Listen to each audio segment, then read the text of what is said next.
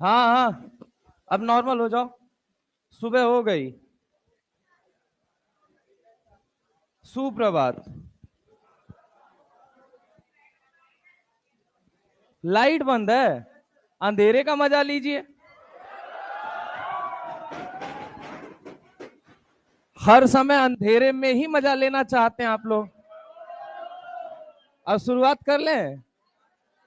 हाँ, बताओ। अब बताओ, भाई साहब का इतना मन बढ़ गया है। ओ मान जाओ यार, क्रांतिकारी योद्धा। भारत देश की जान हो, बेंच मत पीटो। आज बेंच पीटोगे, कल बेंच नहीं मिलेगा, हाथ पीटोगे। आज जब कुछ लोग देख के कहेंगे तो माथा पीटोगे।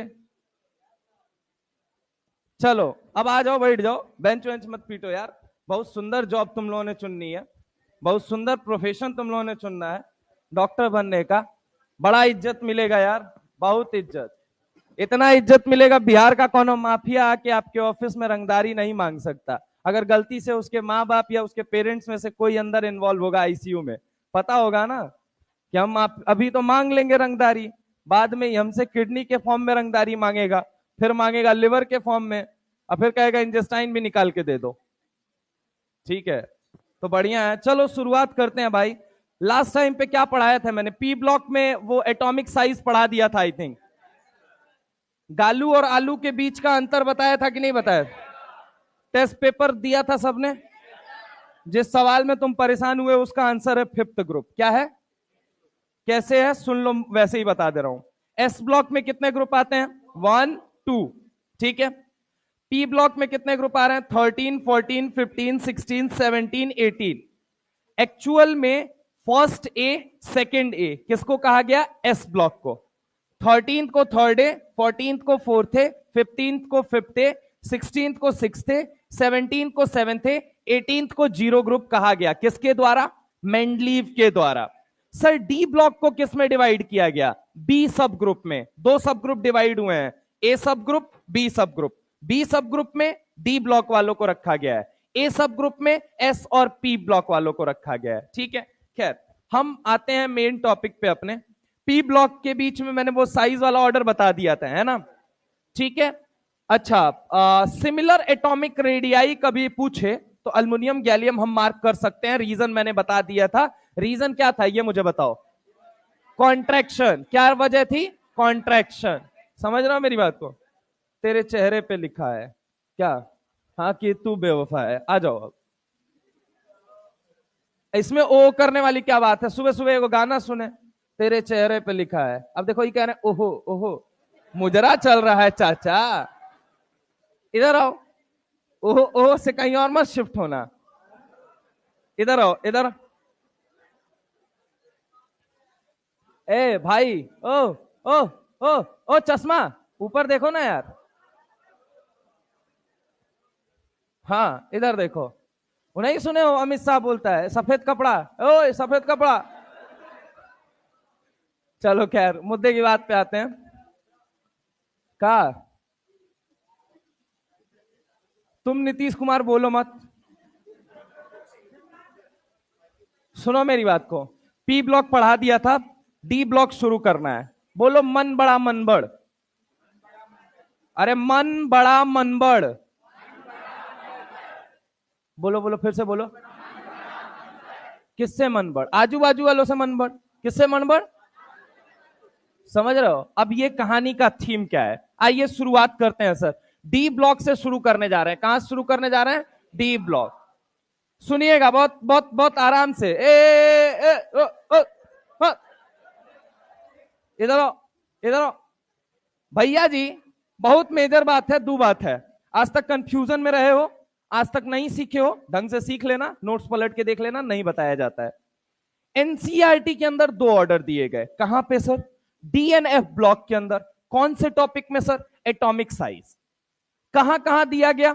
तो एक तो दिया गया टेबल के फॉर्म में, और एक कहां दिया गया? आपका ग्राफ के फॉर्म में। अब टेबल वाला पूरा दुनिया तुमको पढ़ाती है, ग्राफो वाला सब छोड़ देते हैं, उनको लगता है दोनों सेम है। अरे गधाऊ, कोवेलेंट रेडियस दे रखा है दूसरी जगह। एक जगह कोवेलेंट रेडियस का ऑर्डर है और दूसरी जगह मेटेलिक का ऑर्डर है। आज जिस दिन सवाल पूछेगा तो आंसर इसका जानना चाहता है या इसका जानना चाहता है, वहीं टाइम टाइम फिस हो जाएंगे लोग। तो अब ढंग से सुनना भैया, आपको सिर्फ मेटेलिक बताया जाता है। काहे सर? आज तक वही पूछा गया है। इसका क्या मतलब? ये नहीं पूछा जाएगा। अब ये तो यार हम नहीं कह सकते, एनसीईआरटी में दिया गया, आज तक नहीं पूछा गया है, दैट डजंट मीन कि वो आगे भी नहीं पूछा जाएगा। तुम लिख के दे दो, हम नहीं पढ़ाते हैं। तो आपके अनुसार क्या है? हम तो कह रहे हैं कभी भी पूछ सकता है। 36 सालों में आईयूपीएससी इनऑर्गेनिक केमिस्ट्री के अंदर जो 1 एलिमेंट वाले हैं उनका नाम तो कभी नहीं पूछा। पिछले 5 सालों में उठा के देख लो, 2 बार पूछ लिया। जेई ने कम से कम 3 बार पूछ लिया। तो गारंटी दे सकते हैं कि आज तक जो नहीं पूछा गया वो आगे नहीं पूछा जाएगा? तो जवाब आएगा नहीं। तो पढ़ लो उससे अच्छा। इधर आओ। तो यहां पे समझो, डी ब्लॉक का पहले में मेटेलिक रेडियस, 2 रेडियस दिए गए हैं। एक कौन सा दिया गया, मैं पॉइंट करके लिख दे रहा हूं। एक दिया गया है आर मेटेलिक। सर ये किस फॉर्म में दिया गया है? डेटा के फॉर्म में दिया गया है, ठीक है। और दूसरा रेडियस दिया गया है बेटा आर कोवेलेंट, कॉमन निकाला गया है सबके लिए। तो वहां पे कौन सा रेडियस दिया गया है? वहां पे कौन सी जगह दिया गया है? ग्राफ के अंदर, ठीक है। तो ग्राफ इसका बनाया है, डेटा इसका दिया है। अब बात आती है कि सर हमें कौन सा आज तक पूछा गया है? तो हमें पूछा गया है बेटा हमेशा से आर मेटेलिक पूछा गया है। कौन सा पूछा गया है? Are metallic. लेकिन हो सकता है किसी दिन दिमाग घूमे उसका, नया क्वेश्चन तो वो भी ढूंढेगा, और ढूंढेगा तो वो आर कोवेलेंट पे चला जाएगा। इसलिए पहले पेन कॉपी छोड़ दीजिए, हाथ पे हाथ रख के बैठ जाइए, हाथ अपना होना चाहिए, ठीक है। इंपॉर्टेंट मुद्दा ये है, ठीक है। अब पीछे वाले नीचे बेंच के नीचे से हाथ निकाल लें, कैमरे की निगरानी आप तक पहुंच नहीं पा रही है, ठीक है दोस्त। हाँ, ए चाचा, कहा एकदम एकदम पीछे, कहां खोए हो? क्या कह रहे हैं? किसके ख्यालों में भाई? मेरे ख्यालों में? नीचे मैं दिख रहा हूं क्या?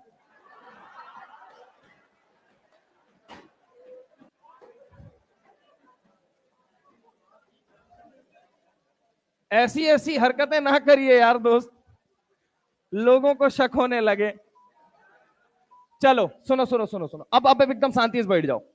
बेटा एक चीज समझना, अगर मैं तुमसे बात करता हूं 3D में कौन आएगा? साइंस टीचर वेरी क्रूएल, मांगे फीस, कोई नहीं कुछ जाने।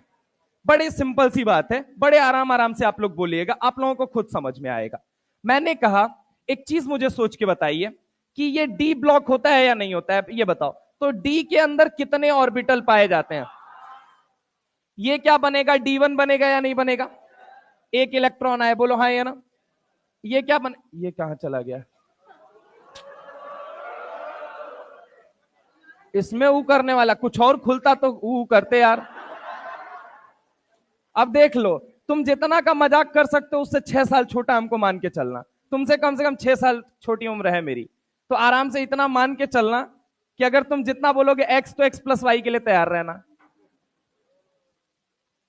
इधर आओ, इस पे ऊ कर रहे हैं, गजब हाल है यार। ऐसे तुम नहाने भी नहीं जाओगे, नहाने जाओ कहोगे ऊ।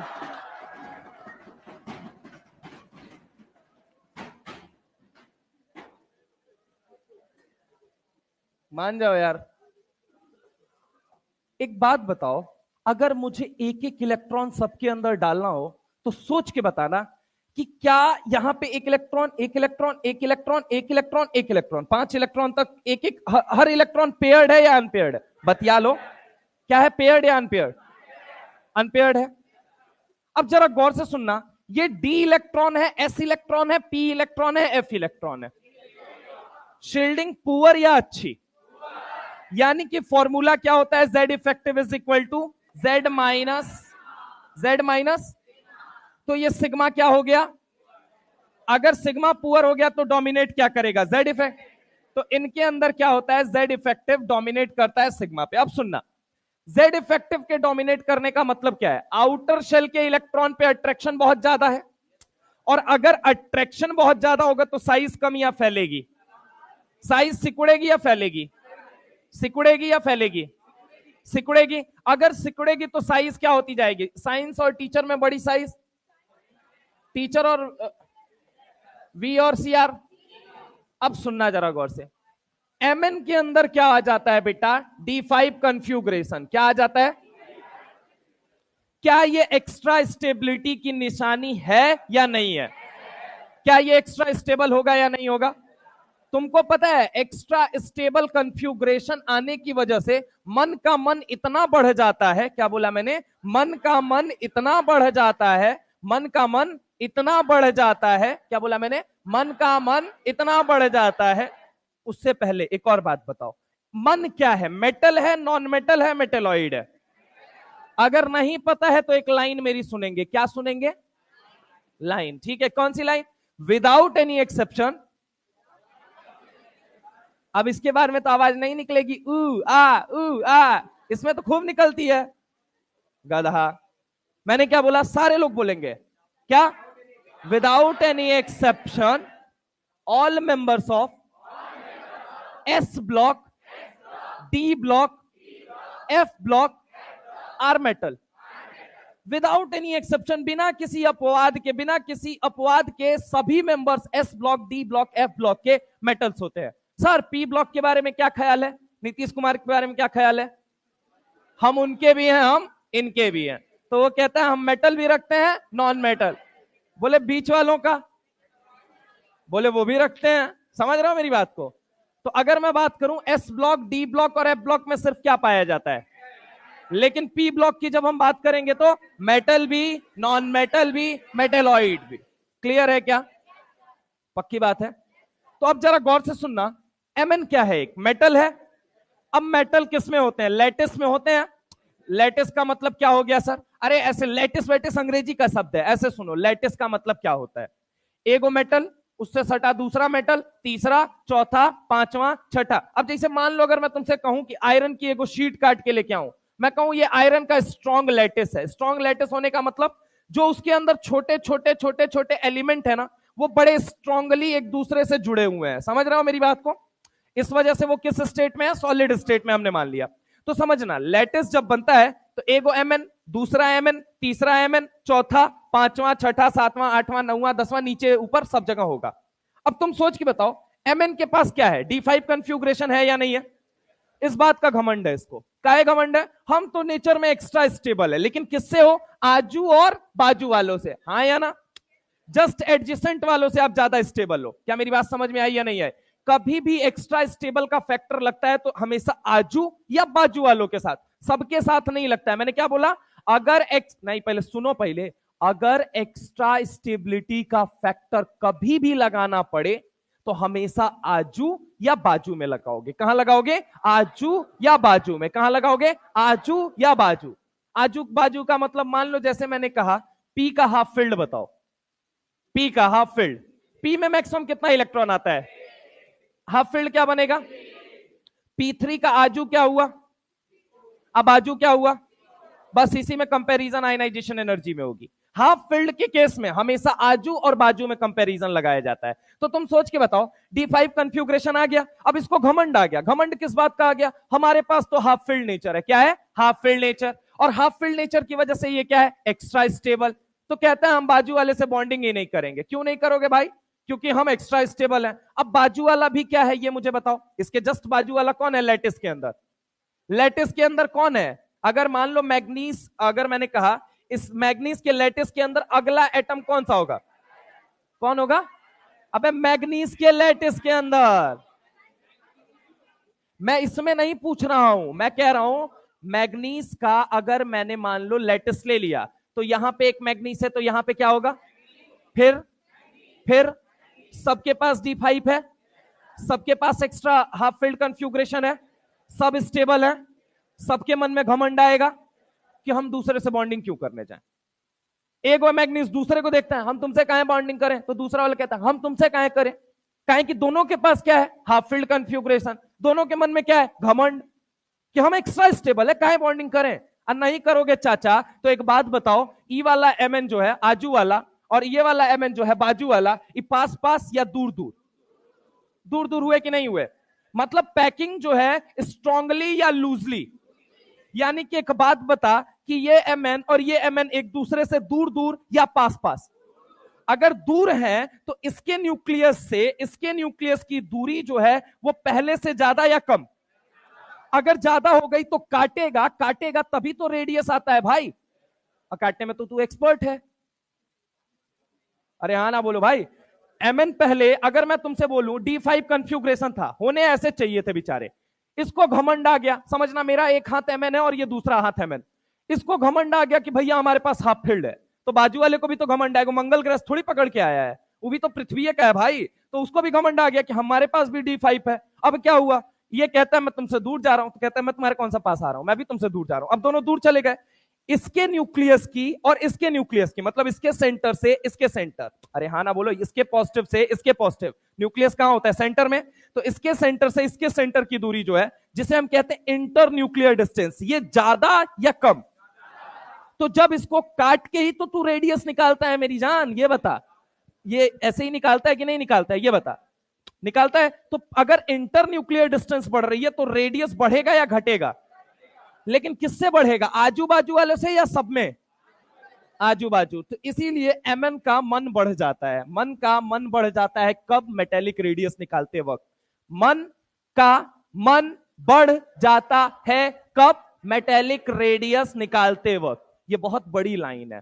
बंदर को किससे कंपेयर करना है, मिस्टर सीआर से कंपेयर करने की कोई जरूरत नहीं है। दूसरी लाइन आज की क्या कहोगे, मन का मन बढ़ जाता है मेटेलिक रेडियस के दौरान। क्या सर कोवेलेंट में ऐसा नहीं होता है, नहीं होता है, नहीं होता है, यही तो क्लिकिंग पॉइंट है मेन।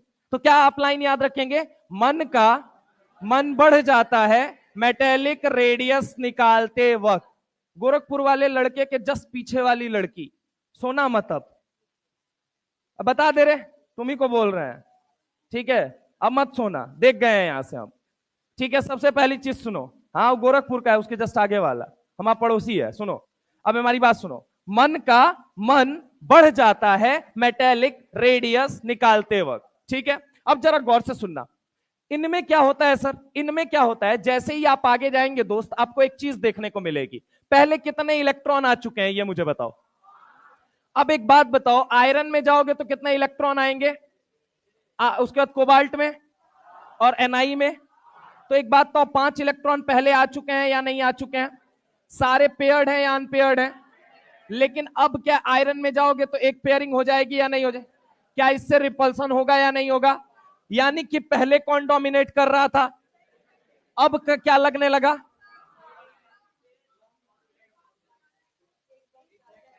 अरे यार भावना को समझो ना, हमारी भावना नहीं समझ रहे हो, खुद की भावना तुरंत समझ जाते हो, है?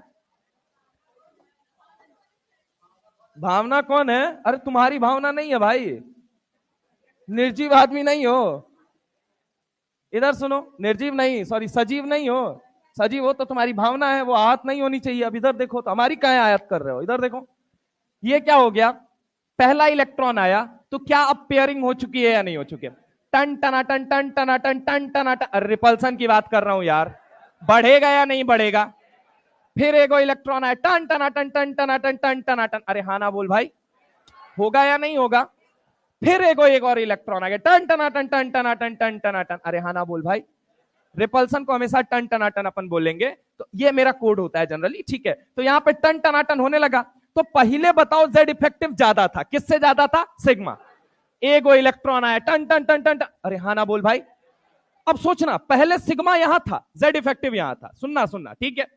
अब क्या होगा, जैसे ही पेयरिंग हुई, सिग्मा यहां रहेगा या यहां आ जाएगा, एक पेयरिंग हुई टन टनाटन, देखो यहां पहले था, यहां पीछे वाले सारे देखो, सबको दिखाई दे रहा हूं मैं, ठीक है, पहले यहां था, तो हो क्या रहा था, पहले अभी तक, जब तक कहां तक की बात कर रहा हूं, यहां तक की बात कर रहा हूं, ठीक है, जेड इफेक्टिव ये, सिग्मा ये, एक इलेक्ट्रॉन आया टन टन टन टन टन टन टन टन, हाँ या ना, फिर एक और इलेक्ट्रॉन टन टन टन टन टन टन, फिर एक और इलेक्ट्रॉन टन टन टन टन टन टन। अब जेड इफेक्टिव और सिग्मा क्या हो चुके हैं दोस्त, 3 इलेक्ट्रॉन के बाद जेड इफेक्टिव और सिग्मा क्या हो चुके हैं, ऑलमोस्ट बराबर। अब क्या होगा, जैसे ही इनमें जाओगे, क्या ये भी D10 होता है और क्या ये भी D10 होता है या नहीं होता है, सारे कटोरे खाली हैं या भर चुके हैं, ये बताओ, अरे भर चुके हैं तो 1 नहीं, 2 नहीं, 3 नहीं, 4 नहीं, 5 नहीं, 6 नहीं, 7 नहीं, 8 नहीं, 9 नहीं, कितने इलेक्ट्रॉन हो गए, 10। अब एक बात बता, पहले जेड, यहां तक जेड इफेक्टिव ये था, सिग्मा ये था, धीरे धीरे पेयरिंग होनी शुरू हुई तो सिग्मा बढ़ के यहां आया, फिर एक पेयरिंग हुई, फिर यहां आया, फिर एक पेयरिंग हुई, फिर बराबर हुआ, अब आगे और पेयरिंग हो गई, तो अब सिग्मा क्या कर जाएगा, बोल जल्दी, डोमिनेट। यानी कि अब यहां पे सिग्मा बड़ा या जेड इफेक्टिव? अगर सिग्मा बढ़ा है यानी रिपल्सन ज्यादा या अट्रैक्शन? सिग्मा का मतलब क्या हो जाता है? रिपल्शन बढ़ेगा तो साइज फैलेगी या साइज कॉन्ट्रैक्ट होगी? तो फैलेगी, तो सीयू से बड़ा कौन होगा? जेड है। अच्छा, एनआई से बड़ा कौन होगा? सर इनमें क्या होता है? देख बेटा होता क्या है, सुनना, समझने की कोशिश करो। Z effective is approximately equal to sigma. तो एक बात तो, क्या सिग्मा कॉन्टिन्यूअसली घट रहा है या नहीं घट रहा है? आयरन से कोबाल्ट, कोबाल्ट से निकल जाने पे, हाँ या ना? अगर सिग्मा जो है, सॉरी, बढ़ रहा है, सिग्मा क्या कर रहा है? बढ़ रहा है। अब एक चीज मुझे सोच के बताओ, सिग्मा के बढ़ने का मतलब क्या है? रिपल्शन का बढ़ना। और रिपल्शन बढ़ेगा तो साइज फैलेगी या सिकुड़ेगी? ठीक है, सिंपल सी बात है, अगर रिपल्शन बढ़ेगा तो साइज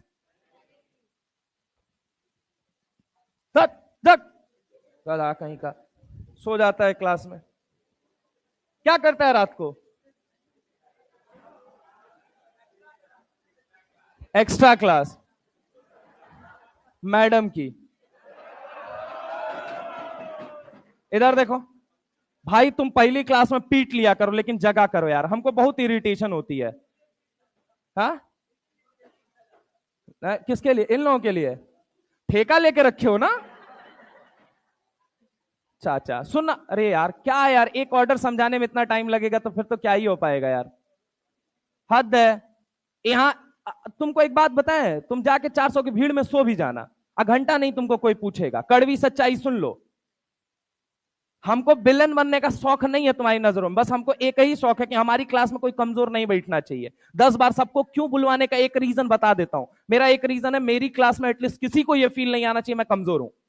यहाँ पे कोई भी बच्चा बैठा हो, इतने दिन की मेहनत के बाद मैं एक बात कह सकता हूं, 5 फॉर्मूला तुम किसी और जगह बोल पाओ चाहे ना बोल पाओ, केमिस्ट्री में तुम 5 चीजें जरूर बोल ले जाओगे। तो कम से कम यार समझो उस चीज को। नहीं ध्यान देने वाला है तुम पे, you are dropper not a topper, कि तुम पे ध्यान देंगे लोग, नहीं देंगे। तो कम से कम कुछ ध्यान तुम रख लो और कुछ हमको रख लेने दो। रिजल्ट दोनों में से किसी का बेहतर हो गया तो दोनों को खुशी होगी। हमको खुशी होगी तुम कॉलेज चले जाओगे, और तुमको खुशी होगी तुम्हें मेडिकल कॉलेज मिल जाएगा। बस इससे ज्यादा कोई अंतर नहीं है, ठीक है? तो भाई प्लीज यार इतना टाइम मत वेस्ट कर दिया करो कि एक टॉपिक समझाने में साला आधा घंटा लग जा रहा है, फिर तो आदमी ऐसे टॉपिक को समझाता रह जाएगा। इधर सुनो, मैं कह रहा हूं कि जेड इफेक्टिव यहां तक क्या था, जेड इफेक्टिव पहले कम था, सॉरी जेड इफेक्टिव ज्यादा था, सिग्मा कम था। जैसे जैसे पेयरिंग होना शुरू हुई, सिग्मा बढ़ा बढ़ा बढ़ा, समझ रहा हो मेरी बात को? और बाद में सिग्मा डोमिनेट कर गया। समझने की कोशिश करना, तो इन तीनों में समझने की कोशिश करना कि जब सिग्मा बढ़ रहा है इसका मतलब साइज फैलेगी या कॉन्ट्रैक्ट होगी? पक्की बात है, बोलो हाँ या ना? अब होता क्या है कि साइज फैलती है लेकिन इतनी नहीं फैलती है कि वो डोमिनेट कर जाए। इन तीनों में कहा जाता है कि पहले सिग्मा बढ़ा तो पहले देखना, पहले सिग्मा बढ़ा थोड़ा जेड इफेक्टिव के करीब आया, और सिग्मा बढ़ा जेड इफेक्टिव के और करीब, और सिग्मा बढ़ा जेड इफेक्टिव के बराबर। समझने की कोशिश करना, इन तीनों में जो सिग्मा जो बढ़ के आता है ना, ये डिफरेंस बहुत ज्यादा नहीं रहता है, बहुत नेग्लेक्सिबल ये डिफरेंस है। इसी वजह से कहा जाता है कि सिग्मा और जेड इफेक्टिव ऑलमोस्ट बराबर हो गए। अगर ये बराबर हो गए तो साइज बढ़ेगी, घटेगी या रिमेंस कांस्टेंट? और यही होता है फेकोनी के साथ। क्या होता है? फेकोनी। किसके साथ होता है? फेकोनी। किसके साथ होता है? फेकोनी। किसके साथ होता है? फेकोनी।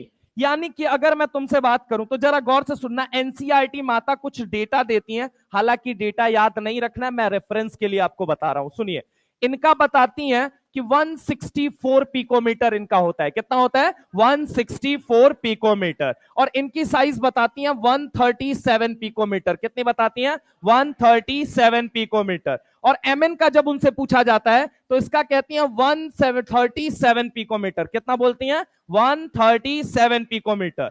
अब वहीं अगर उनसे पूछा जाता है कि टीआई का बताइए तो कहती हैं 147 पिकोमीटर। क्या बोलती हैं? 147 पिकोमीटर। अब सुनना जरा गौर से, मैं तुमसे एक छोटी सी बात कर रहा हूं। स्टार्ट कितने पिकोमीटर से हो रहा है? कितने से स्टार्ट हो रहा है? कितने से स्टार्ट हो रहा है? एंड कितने पे हो रहा है? कितने पे हो रहा है? ओवरऑल साइज जो है वो डिक्रीज कर रही है, इंक्रीज कर रही है? डिक्रीज या इंक्रीज? क्या साइंस से लेके जेडन तक, मतलब सुनो जाने मन, सुनो जाने मन, क्या ओवरऑल साइज डिक्रीज कर रही है, इंक्रीज कर रही है? Decrease due to along the period. जब तुम जा रहे हो अलोंग द पीरियड जा रहे हो या नहीं जा रहे हो, तो साइज घट रही है बढ़ रही है। अगर कारण पूछ लिया गया कि कारण बताइए, तो कारण कौन सा कॉन्ट्रैक्शन? Transition contraction. क्या बोला जाएगा? Transition contraction. साइंस से लेके सुनो जाने मन तक, सुनो जाने मन तक ओवरऑल साइज क्या करती है? डिक्रीज। ओवरऑल साइज क्या कर रही है? डिक्रीज। 164 के कंपैरिजन में ये 137 कम है ज्यादा है? पहले ये बताओ। कम है। तो एक बात तो, साइज ओवरऑल डिक्रीज कर रही है इंक्रीज कर रही है? डिक्रीज कर रही है। ये डिक्रीज हो रहा है साइज में, रीजन बताइए। तो रीजन क्या है? Transition contraction. क्या है रीजन? क्या है रीजन? सवाल ये बनता है ट्रांजिशन कॉन्ट्रैक्शन के पीछे की वजह बताइए। तो 3D इलेक्ट्रॉन्स होते हैं। कौन होते हैं? 3D electrons. कौन होते हैं? 3D electrons. अरे यार, ये 3D1 है या नहीं है, ये मुझे बता। ये क्या है? 3D2। ये क्या है? 3D3। ये क्या है? 3D5 एलिमेंटल फॉर्म में। ठीक है। और ये भी क्या है? 3D5। यानी कि ये जो इलेक्ट्रॉन है, ये किसके इलेक्ट्रॉन है? पहले ये मुझे सोच के बता। 3D के। तो ओवरऑल साइज स्कैंडियम से लेके जिंक तक, ये मैं मजाक नहीं कर रहा हूं, डी ब्लॉक की लाइन है, मैं बार बार स्ट्रेस डाल रहा हूं। उसने लिखा है ओवरऑल साइज स्कैंडियम से लेके जिंक तक डिक्रीज करती है। अब बच्चे को ये नहीं समझ में आता इसका मतलब क्या है। भाई स्कैंडियम से जिंक तक जब तू जा रहा है तो कौन सा रेडियस निकाल रहा है अभी तू? Metallic radius. ठीक है। तो ओवरऑल साइज क्या हो रही है? डिक्रीज। वजह क्या है वो मैंने समझा दी। ओवरऑल साइज क्या हो रही है? डिक्रीज। अब एक फुद्दू खड़ा होगा बीच में से, नहीं सर हम तो देख रहे हैं कहीं बराबर है। एक जगह ना बराबर है भाई, एक जगह ना। ओवरऑल बताना। अगर तू ये भी जानना चाहता है, फिर से सुनना मेरी बात। मैं कह रहा हूं एनसीईआरटी माता ने इसका भी डेटा दिया है। कितना दिया है? 126 पिकोमीटर। इसका दिया है 125 पिकोमीटर। इसका दिया है 125 पिकोमीटर। समझ रहे हो मेरी बात को? तो आप मुझे एक बात बताइए, स्कैंडियम के कंपैरिजन में ये डेटा बड़ा है, छोटा है, बराबर है? तो ओवरऑल वर्ड क्या यूज किया उसने? ओवरऑल। क्या वर्ड यूज किया है? ओवरऑल। स्कैंडियम से जिंक तक की साइज घटती है। तुम कहोगे नहीं सर एमएन का बड़ा हो गया। अबे घोचू, एक बात बता, उसका डेटा कितना है ये पहले बता। और इसका डेटा कितना है? बढ़ा या घटा? घटा ना। तो वर्ड उसने क्या यूज किया है? ओवरऑल। क्या वर्ड यूज किया है? बहुत मिस इंटरप्रिटेशन चलता है इसको लेके। बहुत लोग मतलब ओवरऑल को खा जाएंगे, बाकी लाइन पढ़ लेंगे। अबे गधा, ओवरऑल का मतलब समझ वो क्यों कहना चाह रहा है। फोर्स और नेट फोर्स में बहुत अंतर होता है। समझ रहे हो मेरी बात को? समझ रहे हो? फोर्स और नेट फोर्स में बहुत अंतर होता है। जैसे लोग फिजिक्स में एक बात कह देते हैं, बीएन सर नहीं बोलेंगे, उनकी बात ढंग से सुनना। क्या? कि पोटेंशियल एनर्जी जो होती है वो किसी भी इंडिविजुअल एंटिटी की दूर जाने पे बढ़ती है। मान लीजिए एगो बॉल जमीन पे और एगो बॉल हवा में है, पोटेंशियल एनर्जी किसकी ज्यादा? हवा। वाह गजब, शानदार, तालियां। अब बजाओ ताली अपने ऊपर। तुम ऐसे मत बजाना, दूसरे तरीके से बजाना। अरे गधा, एगो बात बता, एगो इंडिविजुअल एंटिटी की पोटेंशियल एनर्जी कब से निकलने लगी बे? बॉल अर्थ के सिस्टम का पोटेंशियल एनर्जी निकलेगा, ना कि ये कहो कि सिर्फ बॉल का निकाल दूंगा मैं, सर हाइट पे है। नो डाउट उसकी पोटेंशियल एनर्जी ज्यादा है, लेकिन क्यों ज्यादा है ये समझ तो। बॉल अर्थ का जो सिस्टम होता है, बॉल अर्थ, ये मिलके क्या बनाते हैं? सिस्टम। इनका पोटेंशियल एनर्जी हमेशा निकलता है। समझ रहे हो चाचा? तो कोई भी दूर जाता है तो पोटेंशियल एनर्जी बढ़ती है या घटती है? यही तुम्हारे अनुसार कोई दूर जाएगा, तुम कह रहे हो हाइट वाले की पोटेंशियल एनर्जी ज्यादा होगी सर। ठीक है, यानी कोई दूर जाएगा तो पोटेंशियल एनर्जी क्या होगी? सर इस बात को प्रूफ कर सकते हैं? हाँ प्रूफ कर सकते हैं। अपना सर लेके आओ नीचे, ककड़ी की तरह फट के अभी देखो किनारे हो जाएगा। एक काम करता हूं, जमीन वाली बॉल को भी छोड़ देता हूं, छोड़ दिया, और हवा वाली बॉल को भी आपके सर के ऊपर छोड़ दिया। अब एक बात मुझे बताइए, नहीं अब एक बात बताइए मुझे, सर आपका कब फटेगा, जमीन वाली बॉल से या हवा वाली बॉल से? तो कुछ ना कुछ पोटेंशियल एनर्जी, यही पोटेंशियल एनर्जी किसमें कन्वर्ट हो रही? काइनेटिक, जो जाके जोर का झटका हाई जोरों से लगा। समझ रहे हो मेरी बात को? अरे हाँ ना बोलो। अब ये लाइन याद रखना, इस लाइन का तुमको मीनिंग बताता हूं केमिस्ट्री में, कि सर दूर जाते हैं तो पोटेंशियल एनर्जी बढ़ता है या घटता है? बढ़ता है कि नहीं बढ़ता है? केमिकल बॉन्डिंग के अंदर एक ग्राफ दिया गया है, वो इसी कॉन्सेप्ट पे आधारित है। फिजिक्स वहां से रीजन देता है। खैर हम कहां जा रहे हैं, कुल मिलाजुला के सुनो। जब हम यहां से यहां गए तो क्या हुआ? पहले पेयरिंग नहीं हुई थी, तो पहले जेड इफेक्टिव बढ़ रहा था सिग्मा से, फिर Z effective is equal to sigma, finally sigma is dominating over Z effective. अब अगर मैं तुमसे बात करूं, स्कैंडियम से लेके जिंक तक ओवरऑल साइज क्या कर रही है? डिक्रीज कर रही है।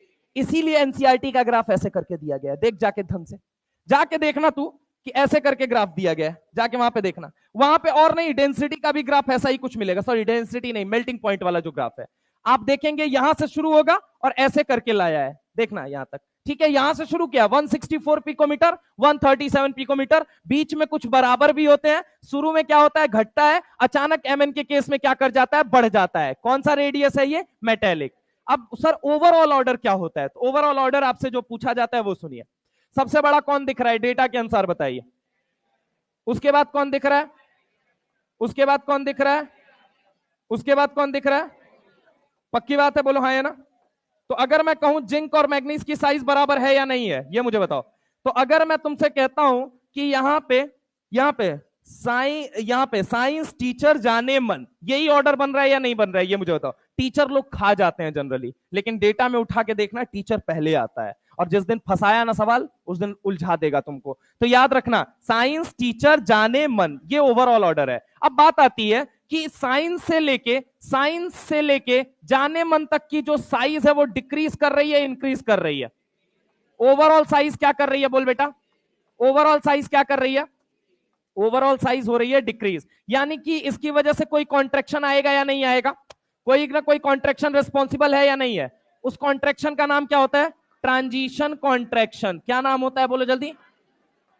नहीं सुनाई दिया, क्या नाम होता है? इसके पीछे की वजह कौन होता है? 3D electrons. 3D electron. समझ में आई मेरी बात? सबसे पहली बात तो ये हो गई। अब दूसरी बात सुनो, हुआ क्या कि D5 कन्फ्यूग्रेशन था, घमंड आ गया भाई साहब को कि बगल वाले से मैं बॉन्डिंग नहीं करूंगा। लोगों ने पूछा ऐसा क्यों?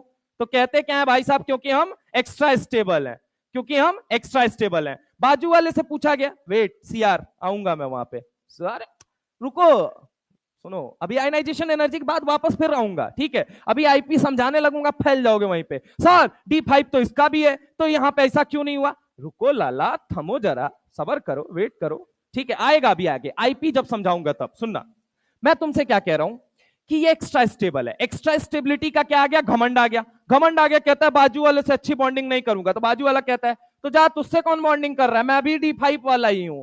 अब ये हुआ, दोनों के बीच में दूरियां बढ़ गई। दूरियां बढ़ गई तो इंटरन्यूक्लियर डिस्टेंस बढ़ गया। इंटरन्यूक्लियर डिस्टेंस बढ़ा तो जब काटोगे तो रेडियस भी बड़ा नजर आएगा। अरे हाँ ना बोलो भाई? इसी वजह से मेटेलिक का, इसी वजह से मन का मन बढ़ जाता है किसके अंदर? मेटेलिक रेडियस के अंदर। Triple M। समझ रहा हो मेरी बात को? मन का मन बढ़ जाता है मेटेलिक रेडियस निकालते वक्त। समझ रहा हो मेरी बात को? ये बात याद कर लिए तो हो सकता है M में MC तुम्हारी किस्मत में आ जाए, ठीक है? तो 4M बन जाओ। समझ रहा हो मेरी बात को? हाँ बोलो, क्या बोलना चाहते हो? M में MC नहीं जानते हो तो कहा जानते हो? अर्कू का बंडोल, मौलाना आजाद मेडिकल कॉलेज, लो ये PMCH, DMCH, NMCH, KGMC, SMS, lady Hardinge, UCMS, BR Ambedkar, BHU। आ जाओ इधर, आ जाओ। छत्रपति शिवाजी साहू जी महाराज कॉलेज, सब जानते हो? जान के रखो, ये टॉप कॉलेज की प्रेफरेंस है। ये देखो नीट की तैयारी कर रहे हैं ड्रॉपर, कॉलेज के बारे में पता ही नहीं है। Anyway come to the point. यहां पे D5 कन्फ्यूग्रेशन होने की वजह से फाइनल एक्सप्लेनेशन है, सुन लीजिए। दोनों भाइयों को आ गया घमंड, दोनों एक दूसरे से हो गए जुदा, इंटर न्यूक्लियर डिस्टेंस हो गई ज्यादा। जब काटा तो रेडियस आया ज्यादा, लेकिन किससे ज्यादा आया? आजू बाजू वाले। तो याद रखना, मन का मन बढ़ जाता है मेटेलिक रेडियस निकालते वक्त। क्या बोला मैंने? मन का मन बढ़ जाएगा। मन बढ़ेगा, किससे बढ़ेगा? आजू या बाजू? तुम्हारा मन बढ़ता है किससे? अपने पड़ोसियों के बीच में। जाओ बाहर मन बढ़ा के देखो, दूध थपड़ा मार के भगा देगा, हाँ या ना? तो मन का मन बढ़ता है आजू या बाजू वालों से। अब आ जाओ इसके कोवेलेंट पे। ये तो सर आर मेटेलिक है, ये दुनिया बताती है आपको। अब कोवेलेंट की वो बात सुनिए सर, और कोवेलेंट का जहां पे एक्सेप्शन बोल दिया जाता है, सुनिए ढंग से रीजन क्या होता है। मेरे भाई एक बात सोच के बताओ, साइंस टीचर वेरी क्रूएल, मांगे फीस कोई नहीं कुछ जाने, ठीक है? अब तुम एक बात मुझे बताओ, CU और ZN में क्या D10 है या नहीं है? ये मुझे बताओ सोच के, है या नहीं है? बताओ CU और ZN में साइज किसकी बड़ी होगी? ZN की। Ni D8 होता है और CU क्या होता है? D10 होता है। अरे ये D10 होता है या नहीं होता है? और ये क्या होता है? D8। अरे 3D में D9 नहीं एग्जिस्ट करता है यार। मतलब मैं क्या बताऊं यार, एकदम घोंचू ओचू हो काबे। रोज बताता हूं 3D में D9 नहीं एग्जिस्ट करता है, फिर भी नहीं, ये D8 है और ये क्या बन जाएगा D10। तो एक बात था, रिपल्सन ज्यादा कहां होगा, पेयरिंग ज्यादा कहां है, पहले ये बता। D10 में पेयरिंग ज्यादा है। अब D10 में पेयरिंग ज्यादा है तो एक बात मुझे बता, रिपल्सन ज्यादा लगेगा कम लगेगा? अगर ज्यादा लगेगा तो साइज बढ़ेगी या छोटी हो? बढ़ेगी, यानी निक्कू में कौन बड़ा, कौन बड़ा है, कू। समझ रहे हो मेरी बात को? फेकोनी में क्या हालत हो जाती है ये मुझे बताओ, बराबर हो जाता है। अब एक बात बताओ, क्या ये D1 D2 D3 D4 D sorry मतलब D5 D5 होता है या नहीं होता है? सोच के बताना है यहाँ पे। अब अगर मैं तुमसे बात करता हूं, समझना, अरे दिखाई दे रहा है भाई फिर भी, इधर देखो, अगर मैं तुमसे बात करता हूं साइंस टीचर वेरी क्रूएल मांगे तक, अब देखना D1 D2 जैसे जैसे आगे जा रहे हो D इलेक्ट्रॉन्स बढ़ रहे हैं या घट रहे हैं? अगर बढ़ेंगे तो Z इफेक्टिव बढ़ेगा या घटेगा? Z इफेक्टिव घटेगा। Z इफेक्टिव घटेगा, पक्की बात है गधों। सिग्मा, सिग्मा डी इलेक्ट्रॉन का सिग्मा कैसा होता है? तो Z इफेक्टिव बढ़ेगा या घटेगा? बढ़ेगा। तो आउटर सेल के इलेक्ट्रॉन पे बढ़ेगा या घटेगा? अगर बढ़ा तो एक बात तो साइज छोटी या बड़ी? ए कहा नीचवा अगर मैं बैठ के, मास्टर इधर आओ, ये लो धूल, जाओ पढ़ाओ। इधर सुनो, फिर से सुनो मेरी बात को। जब सिग्मा आगे जाओगे तो सिग्मा बढ़ रहा है, सिग्मा बढ़ रहा है नहीं, घट रहा है। डी इलेक्ट्रॉन या एफ इलेक्ट्रॉन का सिग्मा कैसा होता है? पुअर। तो आगे जाओगे तो डी इलेक्ट्रॉन बढ़, एक एक चीज बताना, आगे जाने पे डी इलेक्ट्रॉन बढ़ रहा है या घट रहा है? अगर बढ़ रहा है तो सिग्मा पुअर होता है कि नहीं होता है डी इलेक्ट्रॉन? तो सिग्मा आगे जाने पे क्या हो रहा है? बेकार। जेड इफेक्टिव क्या करेगा? तो साइज छोटी या बड़ी? छोटी होगी। तो साइंस और टीचर में कौन बड़ा? टीचर और वी में, वी और सीआर में, सीआर और एमएन में, एमएन और एफई में।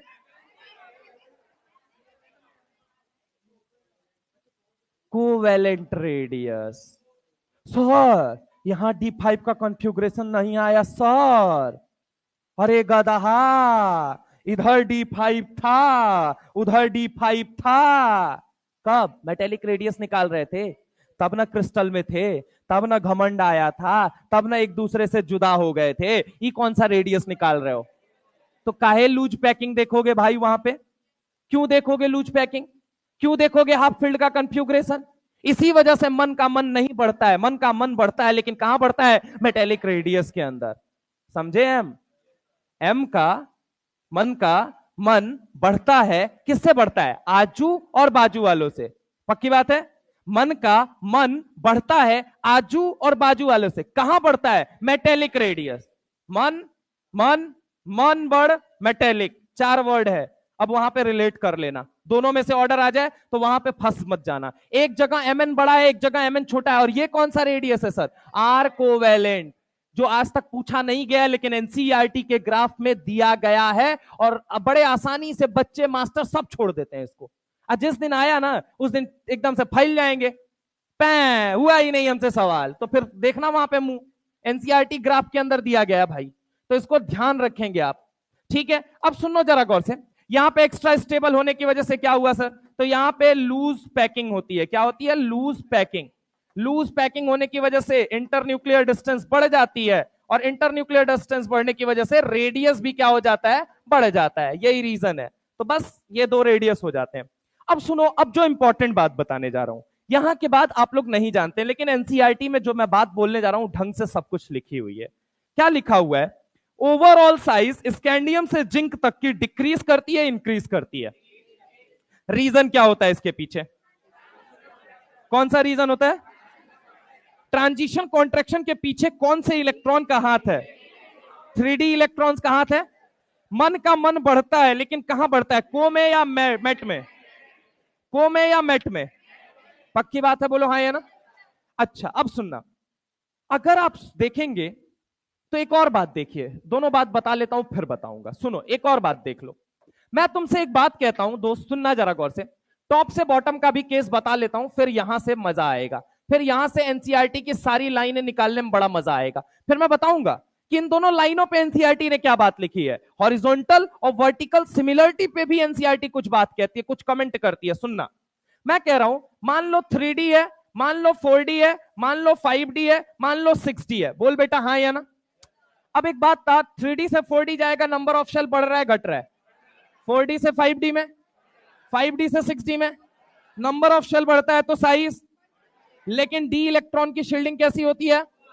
तो एक बात मुझे बताओ, सोच के समझने की कोशिश करना, 3D और 4D में साइज नो डाउट किसकी ज्यादा होगी? 4D, पक्की बात है, होगी या नहीं होगी? लेकिन 4D से 5D में जाओगे तो क्या यहां 4f इलेक्ट्रॉन आ जाते हैं या नहीं? और 4f इलेक्ट्रॉन की वजह से पुअर शील्डिंग होती है या गुड शील्डिंग? पुअर सिग्मा हो जाता है या नहीं हो जाता है? अच्छा, पुअर सिग्मा होने की वजह से 4f की वजह से भी क्या कॉन्ट्रेक्शन आएगा या नहीं आएगा? अरे सिग्मा अगर पुअर हो गया तो जेड इफेक्टिव, मतलब आउटर शेल के इलेक्ट्रॉन पे अट्रैक्शन अगर ज्यादा हुआ तो साइज छोटी या बढ़ेगी? क्या होगा? साइज होगी छोटी। हम बता दे रहे हैं, लिख के रख लो, लिख के रख लो। हाँ, अच्छा, उधर वाला तो नहीं होता है ना यार, अब नहीं होना। सुनो, यहां पे एक बात लिख के रख लो, जैसे बौका की तरह तुम लोग बैठे रहे हो ना, एक बार और ड्रॉप निकलने वाला है तुम्हारा। हमसे लिखवा के ले जाओ, 5 बच्चा से ज्यादा अगर इस बैच से अभी के अनुसार निकल जाए ना तो कह देना मेडिकल एग्जाम में, अभी के अनुसार 5 बच्चा गिन के, और भी बता सकता हूं, ठीक है? जिस तरीके की तुम्हारी हालत है पहले क्लास में ना भाई, लिखवा के ले जाओ, ठीक है? क्योंकि तुमसे बहुत बढ़िया कंपटीशन मैं देख के आया हूं। एंटी बॉन्डिंग घिस के लोग प्लेट बना लेते हैं, फिर नहीं निकलता है। जिस तरीके से सोच रहे हैं पिछले क्लास में जेड इफेक्टिव, आधों के मन में यही जेड इफेक्टिव, जबकि मैंने 3 क्लास रिपीट किया है जेड इफेक्टिव क्या है। इतने के बाद तुम्हारी ये हालत है। तुमको वसुधा में नहीं कोई समझा सकता दोस्त। तुम ऑनलाइन तो तुम जाना ही, तुम बर्बाद हो ऑनलाइन क्राउड में। ऑनलाइन मतलब मैं सच बता रहा हूं, जिन लोग ना मतलब जिनको ना पिछली क्लास का भी याद नहीं रहता है, बेटा तुम्हारे लिए ऑनलाइन नहीं बना है। 5,000 रुपया वेस्ट चल जाएगा, तुम एक को लेक्चर नहीं करोगे। तुम पहले दिन सब्सक्रिप्शन लोगे, 4 दिन लेक्चर करोगे, 4 दिन के बाद पूरे साल नहीं छुओगे, तुम उस ऐप को नहीं छुओगे, ठीक है? तो थोड़ा सा सिंसियरिटी। पहली क्लास में सो रहे हो यार, अबे जगो यार, नींद आ रही है सर, क्या करें बताइए? मेढक की तरह उछलो, उछलो ना, तुम्हारे सिलेक्शन से ज्यादा इंपॉर्टेंट है तुम्हारी नींद। ये चीज तुम्हें समझना पड़ेगा। उछलने में मैं रोक थोड़ी रहा हूं, चल नींद आएगी उछलेगा, बिल्कुल उछलेगा, तेरा कॉन्सेप्ट तो नहीं मिस होगा भाई। यहीं से सवाल आता है, एटॉमिक रेडियस पे ही अभी इस बार रीनीट में देख पहला सवाल डाल दिया, वही सवाल डाला है। मत ले यार हल्के में, मत ले। आओ इधर आओ, मैं कह रहा हूं 3D से बड़ा 4D, लेकिन 5D में क्या आ जाता है? 4f electron. 4f इलेक्ट्रॉन की वजह से कोई कॉन्ट्रेक्शन आता है क्या? लेंथेनॉइड। कौन सा कॉन्ट्रेक्शन? तो क्या 4D और 5D में साइज क्या 5D की बड़ी होगी या ऑलमोस्ट इक्वल होगी? रीजन क्या है? लेंथेनॉइड कॉन्ट्रेक्शन की वजह। अच्छा, 5D से 6D में जाओगे तो क्या 5f इलेक्ट्रॉन आ जाएंगे या नहीं आ जाएंगे? अरे आएंगे या नहीं आएंगे? आएंगे। तो अगर मान लो 5 इलेक्ट्रॉन आएंगे, 5f इलेक्ट्रॉन, सिग्मा पुअर या अच्छा? पुअर सिग्मा हो गया तो एक बात तो, साइज बढ़ेगी या घटेगी? साइज क्या हो जाएगी बोल बेटा? घटेगी। और इस कॉन्ट्रैक्शन को क्या नाम दूं? क्या नाम दूं बोलो जल्दी? ये बहुत इंपॉर्टेंट सवाल है, मार्क कर लेना। हो सकता है तुम्हारे नेक्स्ट ईयर के पेपर में इसके ऊपर एक एप्लीकेशन देखने को मिले। मैं पहले बता दे रहा हूं, यानी 3D से बड़ा 4D, 4D और 5D की साइज क्या हो जाती है? बराबर। 5D और 6D की क्या हो जाएगी? पक्की बात है, बोलो हाँ या ना? लेकिन ये ऑर्डर कहां फॉलो नहीं होता है? एक्सेप्ट। कहां फॉलो नहीं होता है? एक्सेप्ट। सुनो जरा गौर से, सुनो सुनो सुनो सुनो सुनो सुनो, इधर सुनो। जिंदगी कबाड़ा हो गई, जिंदगी कबाड़ा हो गई। एक तो यहां नहीं लगता, क्यों? जिंदगी कौन से डी का एलिमेंट है ये मुझे बताओ, और कबाड़ा किसका है? तो 3D और 4D में बड़ा कौन? 3D और 4D में कौन बड़ा होता है? 4D। अब ये 4D और ये क्या है? अब एक बात तो, 4D और 5D में होना क्या चाहिए था? साइज से साइज क्या होना चाहिए था? इक्वल। इसकी साइज बड़ा होता है, क्यों sir? NCERT Mata Rani periodic table again एक लाइन लिखती हैं, क्या लिखती हैं वो सुनिएगा। पीरियोडिक टेबल के अंदर कहा जाता है Hg एक ऐसा मेटल है जो कि रूम टेम्परेचर पे, एट रूम टेम्परेचर, एक मिनट, एट रूम टेम्परेचर ये क्या होता है? लिक्विड होता है। क्या होता है बोलो जल्दी? लिक्विड होता है। रूम टेम्परेचर पे क्या होता है? लिक्विड। अब लिक्विड होता है तो सरफेस एरिया क्या करेगा? ज्यादा। अरे हाँ ना बोलो भाई? तो रेडियस बढ़ेगा या घटेगा ये मुझे बताओ? रेडियस क्या होगा? बढ़ेगा। तो इसी वजह से Hg का ज्यादा हो जाता है, पहला। दूसरा रीजन सुनो, साइंस टीचर सेकेंड ईयर लाएंगे एसी। अब सुनना जरा गौर से, ये ग्रुप नंबर 3 है। ये कौन सा ग्रुप है? 3rd। अब एक बात बताना, साइंस और यहां पे सेकेंड ईयर, ये 3D हो गया और ये क्या हो गया? 4D। 3D और 4D में बड़ा कौन है? कौन सा बड़ा हो जाएगा? 4D।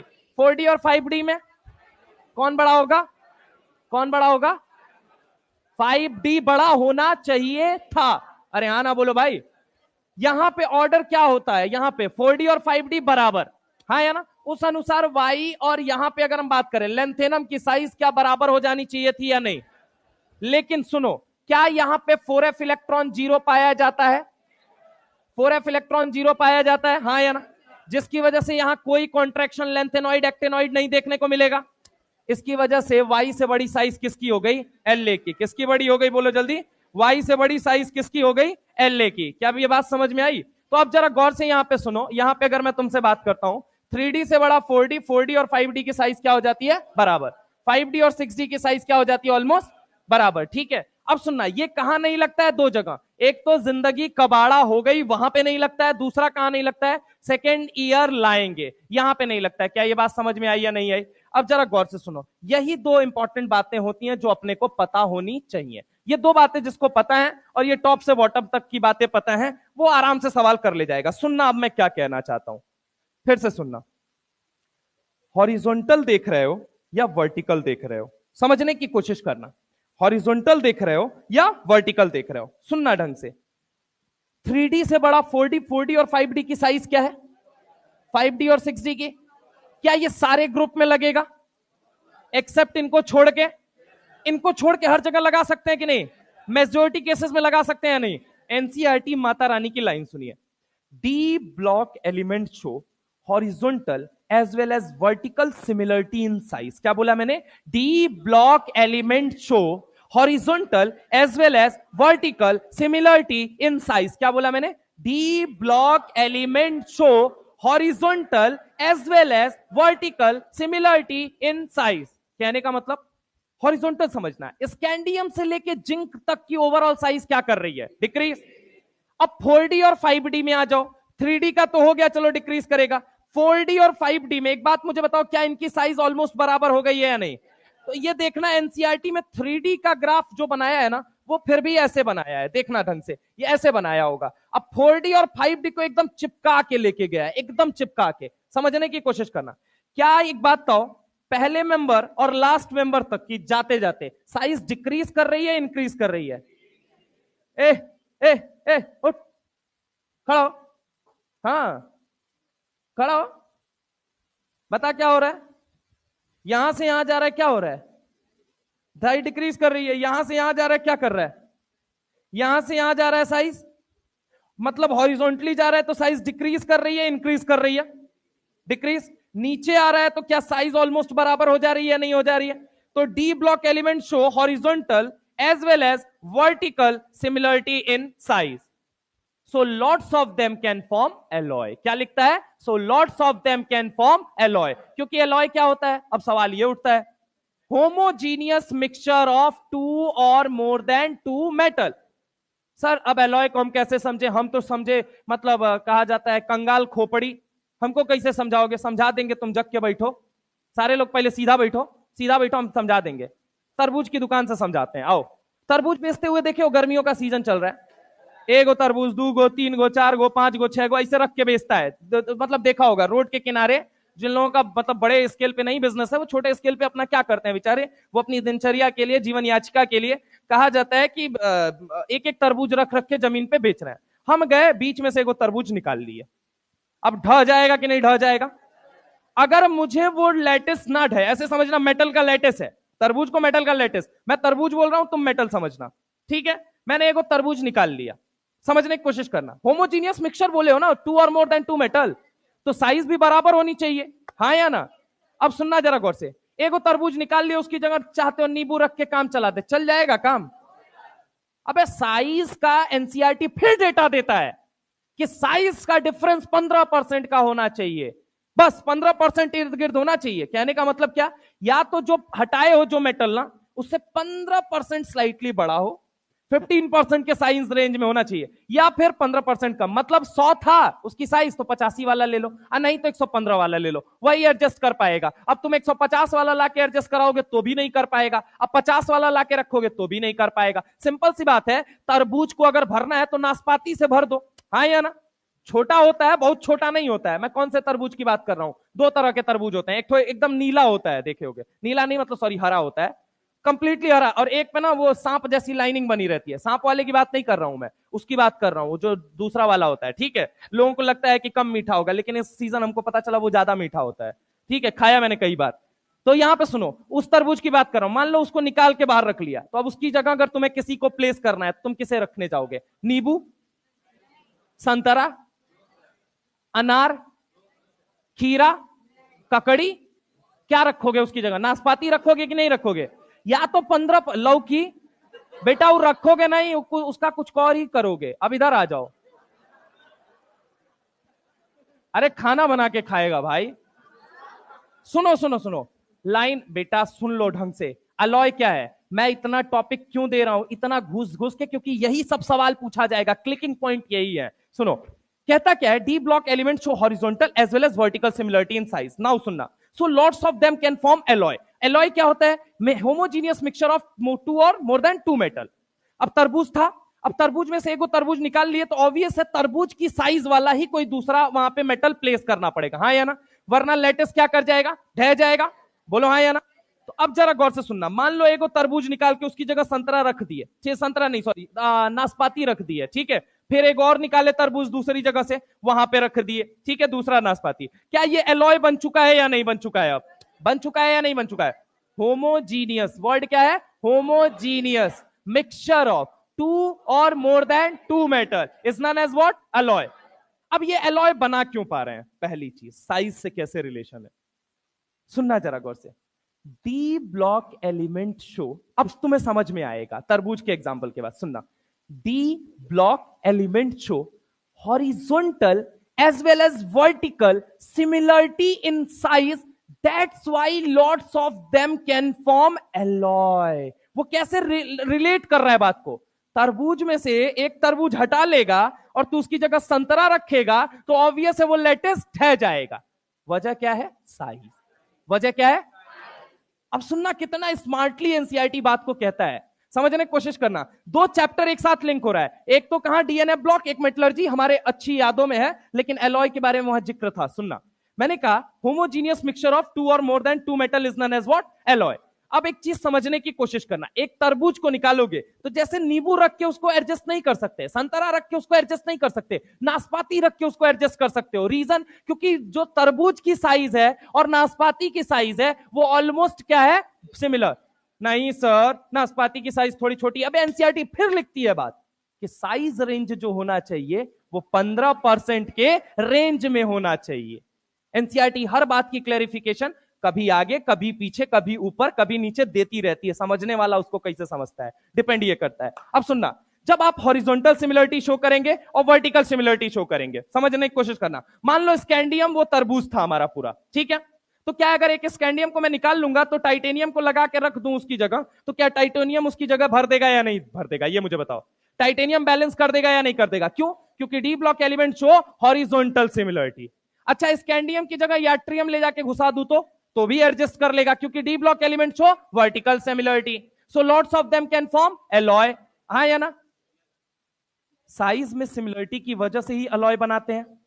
इसीलिए मैक्सिमम डी ब्लॉक एलिमेंट जो होते हैं एचजी के साथ रिएक्ट करके क्या बनाते हैं? अमलगम। क्या बनाते हैं? अमलगम। क्या बनाते हैं? क्या बनाते हैं? क्या? लेकिन इनमें किसकी वजह से ये सब अमलगम बना पा रहे हैं, अलॉय बना पा रहे हैं? किसकी वजह से, ये मुझे बताओ। साइज, अपनी साइज की वजह से। तो इनमें कोई ऐसा भी है, फेकोनी, फेकोनी, फेकोनी, फेकोनी, बोलो सारे, फेकोनी, फेकोनी, कोनी। इसके बारे में कहा जाता है they do not form amalgam, they do not form amalgam. फिर से सुनना, मैक्सिमम डी ब्लॉक एलिमेंट, क्या बोला पहला word? Maximum D block element react with mercury to form amalgam. फेकोनी do not react with mercury to form amalgam. Reason अब इनका बताओ, इनका रीजन क्या है? क्या साइज में इनके अंदर भी सिमिलरिटी है या नहीं है? एलॉय बनाने के लिए आपका रीजन क्या था? साइज था या नहीं था? साइज ही था ना। हॉरिजॉन्टल और वर्टिकल सिमिलरिटी आपकी साइज में अलॉय बनाने पे आपको मजबूर कर गई थी या नहीं कर गई थी? एचजी भी एक अलॉय है, मान लो एचजी के साथ रिएक्ट करके एक अलॉय बनाते हैं जिसका नाम है अमलगम, तो किसके बेसिस पे बना पा रहे हो? साइज के बेसिस पे। तो कुछ ऐसे एलिमेंट है जो सिमिलर साइज शो कर रहे हैं या नहीं कर रहे हैं, उस बेसिस पे ये नहीं बनाने चाहिए। अगर मान लो एक भी इनमें से कोई नहीं बनाता है तो तीनों नहीं बनाने चाहिए साइज के बेसिस पे, हाँ या ना? तो नहीं बनाते हैं। इसीलिए तो एक बहुत बढ़िया सवाल बनता है, सवाल असर्शन का बनता है, रीजन का मैं असर्शन रीजन दोनों मुंह से बोल रहा हूं, सोच के बताना। Mercury is transported in the container made up of iron, reason assertion था ये, mercury is transported in the container made up of iron, फेकोनी, फे जो है वो आयरन है, तो क्या बोल रहा है? Mercury is transported in a container made up of iron, ये उसने बोल दिया पहली बात, ठीक है। अब मैं अगर तुमसे दूसरी बात पूछता हूं, रीजन बताइए। रीजन, बिकॉज रुको रुको रुको, iron do not amalgamate with mercury. क्या रीजन सही है कि नहीं सही है? असर्शन पक्की बात है, बोलो हाँ या ना। अब इस असर्शन और रीजन के पीछे की वजह क्या थी? साइज। समझ रहे हो मेरी बात को? सब खेला साइज का है। D block element show horizontal similarity as well as vertical similarity, that's why lots of them can form, पक्की बात है, बोलो हाँ या ना। यानी मैक्सिमम मरकरी के साथ रिएक्ट करके एक अलॉय बनाते हैं जिसका नाम क्या है? अमलगम। लेकिन अगर मैं कहूं कि अगर साइज की वजह से ही सब कुछ चल रहा है, गोचू ऊपर देख, साइज की वजह से ही सब कुछ चल रहा है, तो फेकोनी की अगर हम बात करते हैं, आयरन कोबाल्ट निकल, अगर इन तीनों में से कोई एक नहीं शो करेगा तो तीनों नहीं अमलगम बनाने चाहिए। तो आंसर है कि आयरन अमलगेट करता है, पहले ये मुझे बताओ। नहीं करता है। तो कोबाल्ट करेगा? नहीं करेगा। निकल करेगा? नहीं। एनसीईआरटी माता रानी यही बात तो कहती है, फेकोनी do not amalgamate with mercury, यही बात तो कहता है, फेकोनी do not amalgamate with mercury, have similar size. क्या बोलता है? Have similar size. किसका सिमिलर साइज है? फेकोनी। कैसे लाइन लिखता है सुनना, फेकोनी do not amalgamate with mercury comma have similar size. आप समझते रहो कहां बोला है ये बात, फिर से सुनना। डी ब्लॉक एलिमेंट मैं कहां से लिंक कर रहा हूं, यहां से वहां तक इसीलिए जा रहा हूं। D block element show horizontal as well as vertical similarity in size, so lots of them can form फेकोनी do not amalgamate with mercury because of similar size. सब खेला किसका चल रहा है? साइज का। तो अब जरा गौर से यहां पे समझने की कोशिश करना कि मैंने कहा, यहां पे एक लाइन लिखता हूं, D block element, D block element so horizontal, ये एनसीईआरटी की लाइन है, हॉरिजॉन्टल सिमिलरिटी के पीछे वजह क्या है? लेफ्ट से राइट जा रहे हो तो साइज क्या है? ऑलमोस्ट सिमिलर है, तो इसका रीजन क्या है? हॉरिजॉन्टल सिमिलरिटी का रीजन ट्रांजिशन कॉन्ट्रैक्शन। क्या वजह है? Transition contraction. D block element show horizontal similarity, horizontal and कौन सा सिमिलरिटी शो करता है? बोलो जल्दी। वर्टिकल। वर्टिकल के पीछे इंपॉर्टेंट रीजन बताओ, वर्टिकल के पीछे लेंथेनॉइड कॉन्ट्रैक्शन। कौन सा कॉन्ट्रैक्शन? Lanthanoid contraction. क्या सिर्फ लेंथेनॉइड है? एक्टेनॉइड भी हो सकता है। क्या हो सकता है? एक्टेनॉइड। तो horizontal and vertical similarity in size, similarity in size, ठीक है। हॉरिजॉन्टल के पीछे की वजह बताओ कौन सा होता है?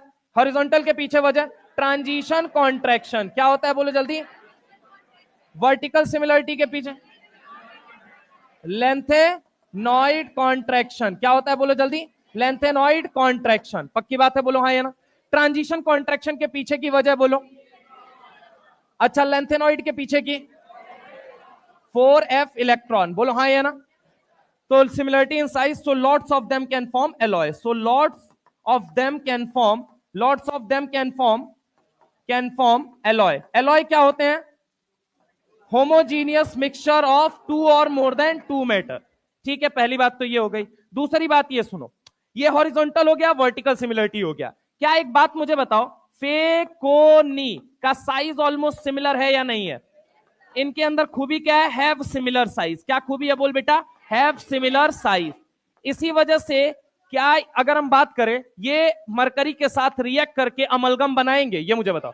नहीं बनाएंगे। तो do not react with mercury, do not react with mercury. क्या बोलो बोलो? Do not react with mercury, do not react with mercury. ये सवाल है पूरा एटॉमिक साइज से रिलेट करके, जो डी ब्लॉक में पूछा जा सकता था वो एनसीईआरटी की लाइन को मैंने उधेड़ दिया है।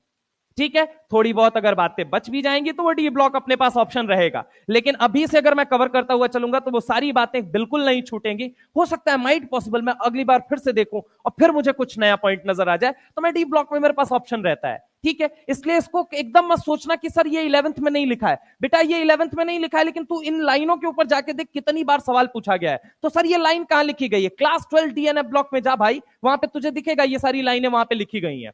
खैर अब यहां पे सुनो, पहले तो ये नोट करो यार, डी ब्लॉक हो गया।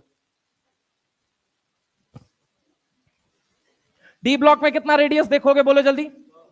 पहला कौन सा? दूसरा? ठीक है,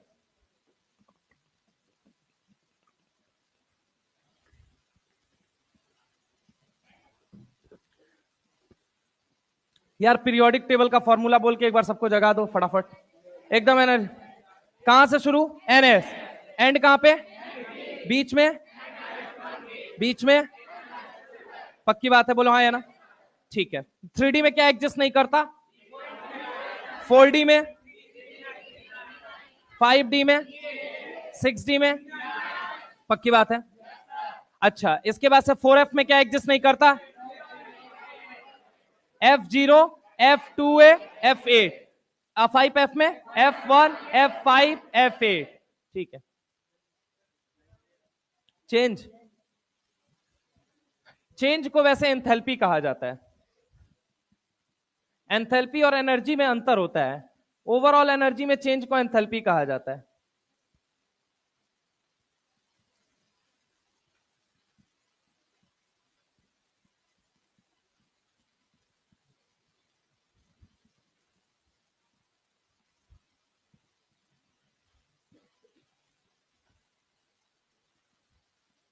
बोल दो वैसे अगर कोई ऐसे सच प्रॉब्लम है तो।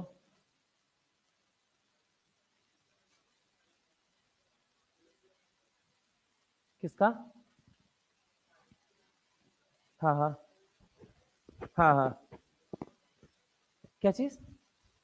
6D वाले रेडियो एक्टिव मेटल हैं, इनका हाफ लाइफ बहुत कम होता है, इसकी वजह से इनके बारे में हम स्टडी नहीं करते हैं। एनसीईआरटी ये भी बात लिखती है, आगे चल के अभी बताऊंगा कि 6D के जो एलिमेंट हैं वो मैक्सिमम रेडियो एक्टिव हैं। और रेडियो एक्टिव कहां लिखती है? एफ ब्लॉक में जाके लिखती है कि रेडियो एक्टिव होने की वजह से इनका जो हाफ लाइफ होता है वो बड़ा कम आता है, इस वजह से इनके रेट वोट के बारे में हम पढ़ नहीं पाते हैं। That is the reason 6D की हम चर्चा नहीं करते हैं। ठीक है, बैठो।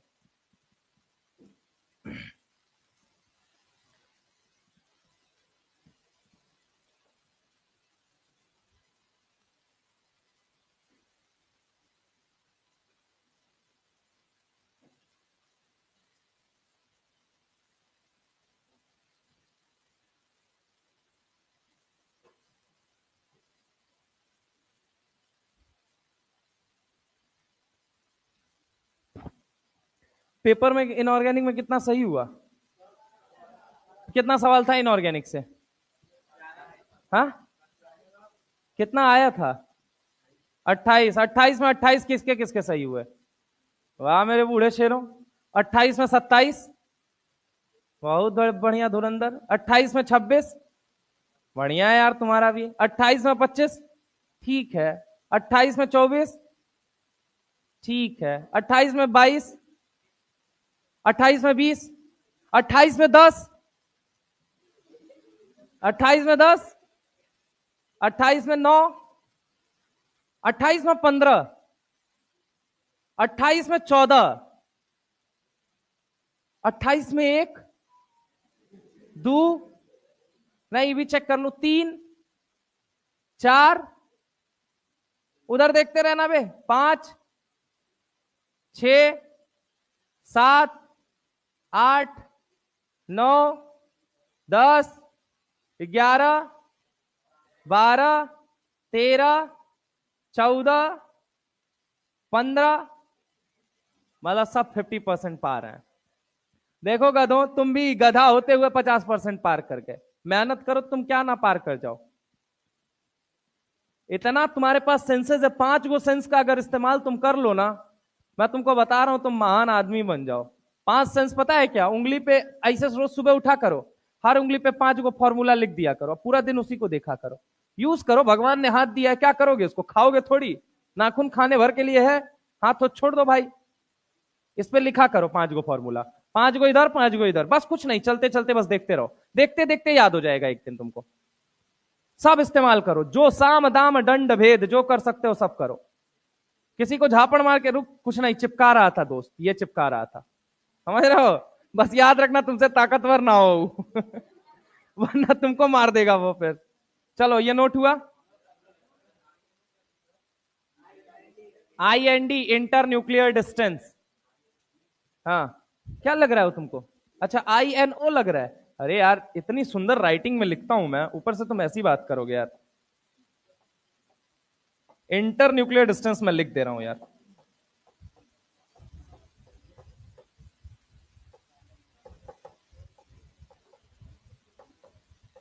IND का मतलब ये होता है दोस्त, इंडियन नेशनल कांग्रेस मत समझ लेना, वैसे यहां C नहीं है, यहां D है। D का मतलब क्या समझे सर?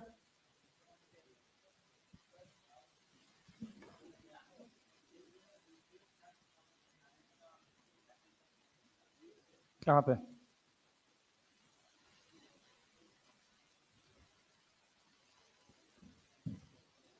क्या लिखते हैं? फिर क्या पढ़ो, क्या लिखा है, फिर से पढ़ो। A cation is smaller than its parent atom because it has the fewer electron, fewer मतलब कम, fewer electron while its nuclear charge remains the same. Nuclear charge कौन लगा रहा है? वो इफेक्टिव न्यूक्लियर चार्ज लिखा है या न्यूक्लियर चार्ज? न्यूक्लियर में न्यूक्लियस चार्ज है, तभी वो अट्रैक्शन लगा रहा है। किसकी वजह से न्यूक्लियस चार्ज है? पॉजिटिव। पॉजिटिव बोले तो प्रोटॉन, प्रोटॉन का नंबर किसके बराबर होता है? एक एटम का जितना एटॉमिक नंबर उतने ही नंबर क्या होते हैं? एटम। मान लो Na ले लिया तुमने और Na प्लस ले लिया, ठीक है, Na ले लिया, Na प्लस, 11 पॉजिटिव इसके अंदर भी थे, प्रोटॉन तो 11 ही थे, और इसके अंदर भी कितने प्रोटॉन थे? 11 प्रोटॉन। न्यूक्लियर चार्ज ये जितना लगाएगा उतना ही ये भी लगाएगा। इलेक्ट्रॉन कम हुए हैं ना, तो वही लिखता है फ्यूअर इलेक्ट्रॉन, लेकिन न्यूक्लियर चार्ज रिमेन्स कांस्टेंट। ठीक है, नोट हुआ ये भाई?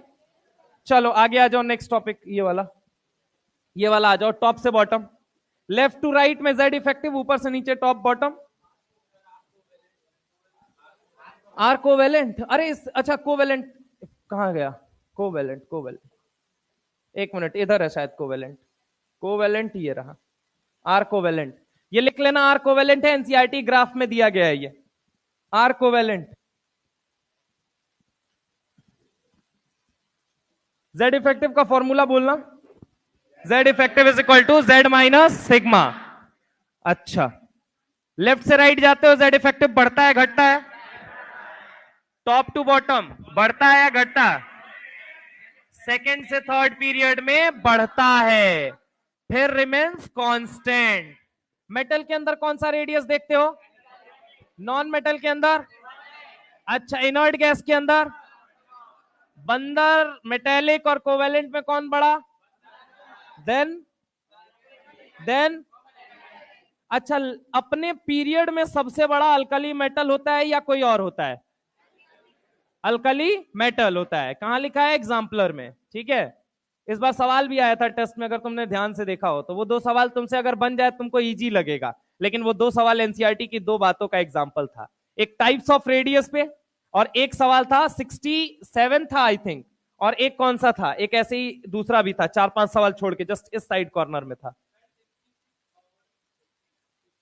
66 और 69 2 सवाल आए थे, 66 एग्जाम्पलर के रेफरेंस पे था और 69 एनसीईआरटी के रेफरेंस पे था। वो देखने के लिए भले ही छोटा लग रहा हो तुम्हारा।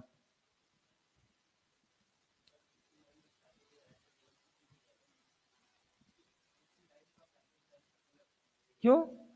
तो यानी पैकेज रट के जाते हो तुम लोग?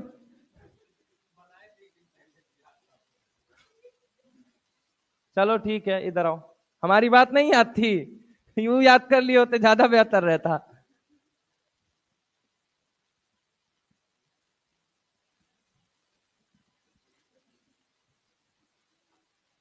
चलिए आगे चलें।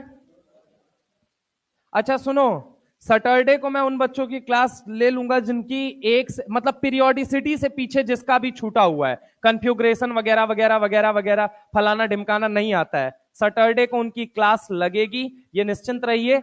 और टाइमिंग आपको कंफर्म कर दिया जाएगा, बस मैं अभी के लिए ये बता रहा हूं कि सैटरडे को आप लोगों की क्लास मैं लगवा रहा हूं, ठीक है। काफी सारे बच्चे परेशान थे, उनको इलेक्ट्रॉनिक कन्फ्यूग्रेशन और पीरियोडिसिटी वाला पहले वाला टॉपिक छूट गया है। एक लेक्चर आ जाना, फिर उसके बाद कभी जीवन में नहीं कराऊंगा।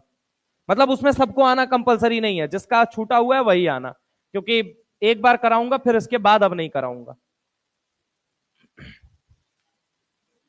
नोट करो भैया जल्दी जल्दी। अच्छा, ये सब लाइन कहीं कहां सब लिखी हुई है? सब डी ब्लॉक में। कहां पे लिखी हुई है? डीएनएफ ब्लॉक में। इसलिए इसको क्या है मत देना, एनसीईआरटी में तो ये दिख ही नहीं रहा है।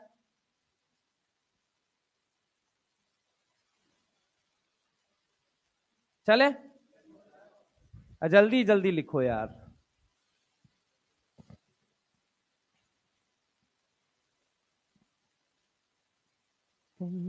मेरे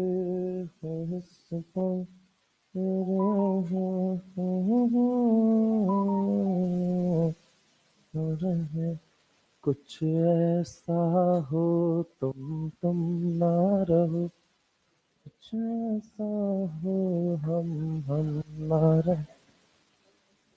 गाना गाना चालू कर दिए। गाओ, कोई बात नहीं। मेरे को लेकिन बड़ा फेवरेट गाना वो लगता है, पता है, जैसे उसका फेवरेट दोस्त नहीं था, वैसे हमारा फेवरेट गाना है। कौन सा? मैं फिर भी तुमको चाहूंगा, इस चाहत में मर जाऊंगा, मैं फिर भी तुमको चाहूंगा, ऐसे जरूरी हो मुझको तुम, जैसे हवाएं, लिख ले गधा, ऐसे तलाशूं मैं तुमको जैसे कि पैर जमीनों को। मॉर्फिन मार के बैठे हो का? गजब हाल है। प्यार मोहब्बत धोखा है, पढ़ ले बेटा मौका है, कट उठ जाएगा खाम का। आशिक खूब पैदा होते हैं पटना में, हमको एगो टीचर बोले थे यहाँ के, एगो सर हैं, मतलब यहाँ नहीं पढ़ाते हैं, बाहर पढ़ाते हैं वो। तो वो पटना बोरिंग रोड के ही रहने वाले थे, तो मेरे सीनियर थे। तो हम दोनों मतलब इनिशियल ईयर में जब हम लोग दिल्ली में थे तो हम लोग एक ही साथ रहा करते थे। तो वो मुझे बताए कि भाई वहां जाएगा तो वहां पे पता है क्या है प्रॉब्लम? तो मैंने कहा क्या? वहां आशिक बहुत मिलते हैं, बच्चा हाथ पकड़ पकड़ के घूमता है, समझ रहे हो? हम बोले कोई प्रिकॉशन? तो बोले नहीं भाई, वहीं बर्बाद हो जाता है, वहीं चार पांच मतलब दो चार को एरिया बताए थे, कोई आज तक तो हम गई भी नहीं किए। बोरिंग रोड, बाजार समिति, कोई है?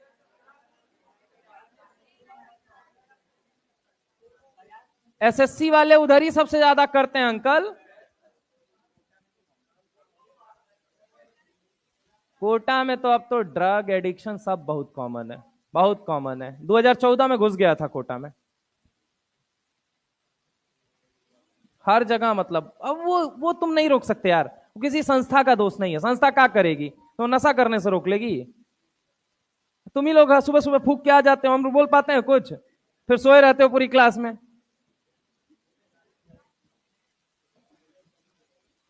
न सिर्फ माँ बाप ना कंट्रोल कर पाए, हम और तुम क्या हो? बेचारे वो परेशान है। कल मैं जा रहा था ऐसे ही, तो आशियाना नगर में मैं रहता हूँ, तो वहीं पे एगो गली थी, बंधन बैंक वाली गली, ये नोट कभी करते रहो साथ में, ठीक है। तो वहीं पे जा रहा था, दो बच्चा आ रहा था, ठीक है, सीनियर था वो काफी, आई थिंक मुझे लगता है BTech first year second year के वो बच्चे रहे होंगे। तो बगल वाला, मैं वहीं खड़ा था, मतलब एक्चुअल में मैं बीएन सर का वेट कर रहा था कि उधर से आएंगे तो फिर अपन साथ ही निकलेंगे, कहीं जाना था हम लोगों को। तो मैं मतलब मेरा और उनका घर थोड़ा आसपास ही है, 300 मीटर के दायरे में ही है। तो मेरे ये वाली गली है, तो यहीं पे मैं खड़ा था, मैं खड़े खड़े मैं उनका वेट कर रहा हूँ कि वो अपनी गली से अभी आएंगे। तो वहां कहते हुए क्या जा रहा है पता है मैंने क्या सुना उसकी बात? कहता क्या है, पापा से बोले ड्यूक दिला दीजिए, तो कहते हैं पहले तुम नशा छोड़ो तब दिलाएंगे। अब देखो ये हंसने वाली बात है, लेकिन तुम सोचो उस पिता के लिए कितना कष्ट की बात होगी कि वो अपने बच्चे को ही कह रहा है नशा छोड़ दे यार। एक बच्चा एक माँ बाप के लिए ना जीवन होता है, नहीं महसूस कर सकते। अभी तुमको भी लगता होगा क्या सर क्या बात करते हैं, हमको तो हलवा समझ दिए हैं वो लोग घर में।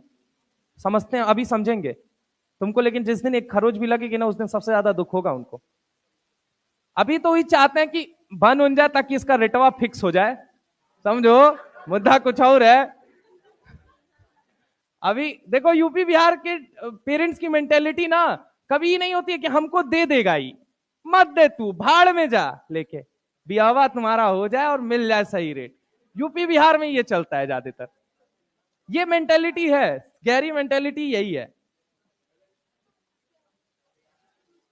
अच्छा एक बात और है, वैसे तो माँ हर जगह की प्यारी होती है, लेकिन मुझे जहां तक लगता है कि उत्तर प्रदेश और बिहार झारखंड इधर नॉर्थ वाले एरिया जितने भी हैं सबको उठा लो, कंपेयर टू साउथ मैंने देखा है कि मतलब ना मदर और बच्चे का रिलेशन ना बड़ा यहाँ मजबूत होता है, बहुत अच्छा होता है यहाँ पे, कंपेयर टू अदर शहरों में उतना मैंने नहीं पाया, मतलब मैं गया हूं और भी जगह पे तो उतना नहीं। अच्छा, यूपी बिहार का आदमी सबसे बड़ा चंट और सबसे ज्यादा बदतमीज भी होता है। आदमी सबसे बढ़िया पुलिस वाला अगर देखोगे ना, यहाँ हवलदार बन जाएगा, अपने आप को समझेगा दरोगा, वो आईपीएस। हिमाचल प्रदेश में गया था एक बार, हिमाचल प्रदेश, वहां मैं कह नहीं सकता हूं दोस्त, मतलब वहां की पुलिस इतनी प्यारी यार, क्या बोला जाए, मतलब वहां की पुलिस को देख के लगा पुलिस वाला हो तो ऐसा हो। खैर, ये बात नोट हो गई सबकी। चलिए, तो अब यहां पे हो गया डी ब्लॉक, अब आ जाओ एफ ब्लॉक पे। सुनो, एफ ब्लॉक पे, एफ ब्लॉक में कितनी सीरीज पाई जाती है ये बताइए, कौन कौन सी? 4f 5f। 4f में कहां से कहां तक एलिमेंट? 58 से 71। 5f में ये पाए जाते हैं या नहीं? 5f का डेटा एनसीईआरटी ने दिया नहीं है। क्यों नहीं दिया है? क्योंकि 5f कौन से पीरियड में आएगा? कौन से पीरियड में? 7th पीरियड के मैक्सिमम एलिमेंट क्या है? एक तो मेटल है और दूसरी चीज रेडियो एक्टिव मेटल है। क्या है बोलो जल्दी? रेडियो एक्टिव मेटल होने की वजह से इनका हाफ लाइफ कैसा होता है बोलो जल्दी? इनका हाफ लाइफ होता है कम। रेडियो एक्टिव मेटल होने की वजह से हाफ लाइफ क्या हो जाता है? कम हो जाता है। और हाफ लाइफ कम होने की वजह से हम इनके बारे में स्टडी नहीं करते हैं, डू नॉट स्टडी। हम इसलिए इनके बारे में स्टडी नहीं करते, एनसीईआरटी ने कोई पर्याप्त डेटा भी नहीं दिया है। लेकिन 4f की जब हम बात करते हैं तो सुनना जरा गौर से, सिर पर नदियां प्रेम की समाई, यूं गदगद तब दिल हुआ, इंजीनियर तुम यबलू। ठीक है, अब जरा गौर से सुनना, यहां पे भी वही पंगा आता है। ईयू जो है ना, ये क्या होता है? F7 होता है। क्या होता है बोल बेटा? F7। अब F7 होने की वजह से क्या आ गया इसके अंदर? घमंड। घमंड आ गया तो आसपास वालों से बॉन्डिंग कैसी करेगा? बेकार। इंटर न्यूक्लियर डिस्टेंस क्या हो जाएगी? ज्यादा। रेडियस क्या हो जाएगी? होते होते इतनी ज्यादा हो जाती है कि ये सबसे पहले आ जाता है, मतलब ईयू सबसे पहले, बाकी सब बाद में, सी देन एलयू। ये एक इंपॉर्टेंट बात होती है। पहला सवाल यही बनता है, पहला सवाल यही कि सबसे बड़ी साइज पूरे रेस्पेक्टिव पीरियड में किसकी होती है? ईयू की। अब दूसरी बात सुनो, लेंथेनॉइड्स जो होते हैं, सुनना जरा गौर से, आप लेंथेनॉइड की स्टडी कर रहे हो एक्टेनॉइड की? पहले ये मुझे बताओ, लेंथेनॉइड की मोस्ट कॉमन ऑक्सीडेशन स्टेट जो होती है ना, लेंथेनॉइड की मोस्ट कॉमन ऑक्सीडेशन स्टेट +3 होती है। कितनी होती है? कितनी होती है? कितनी होती है?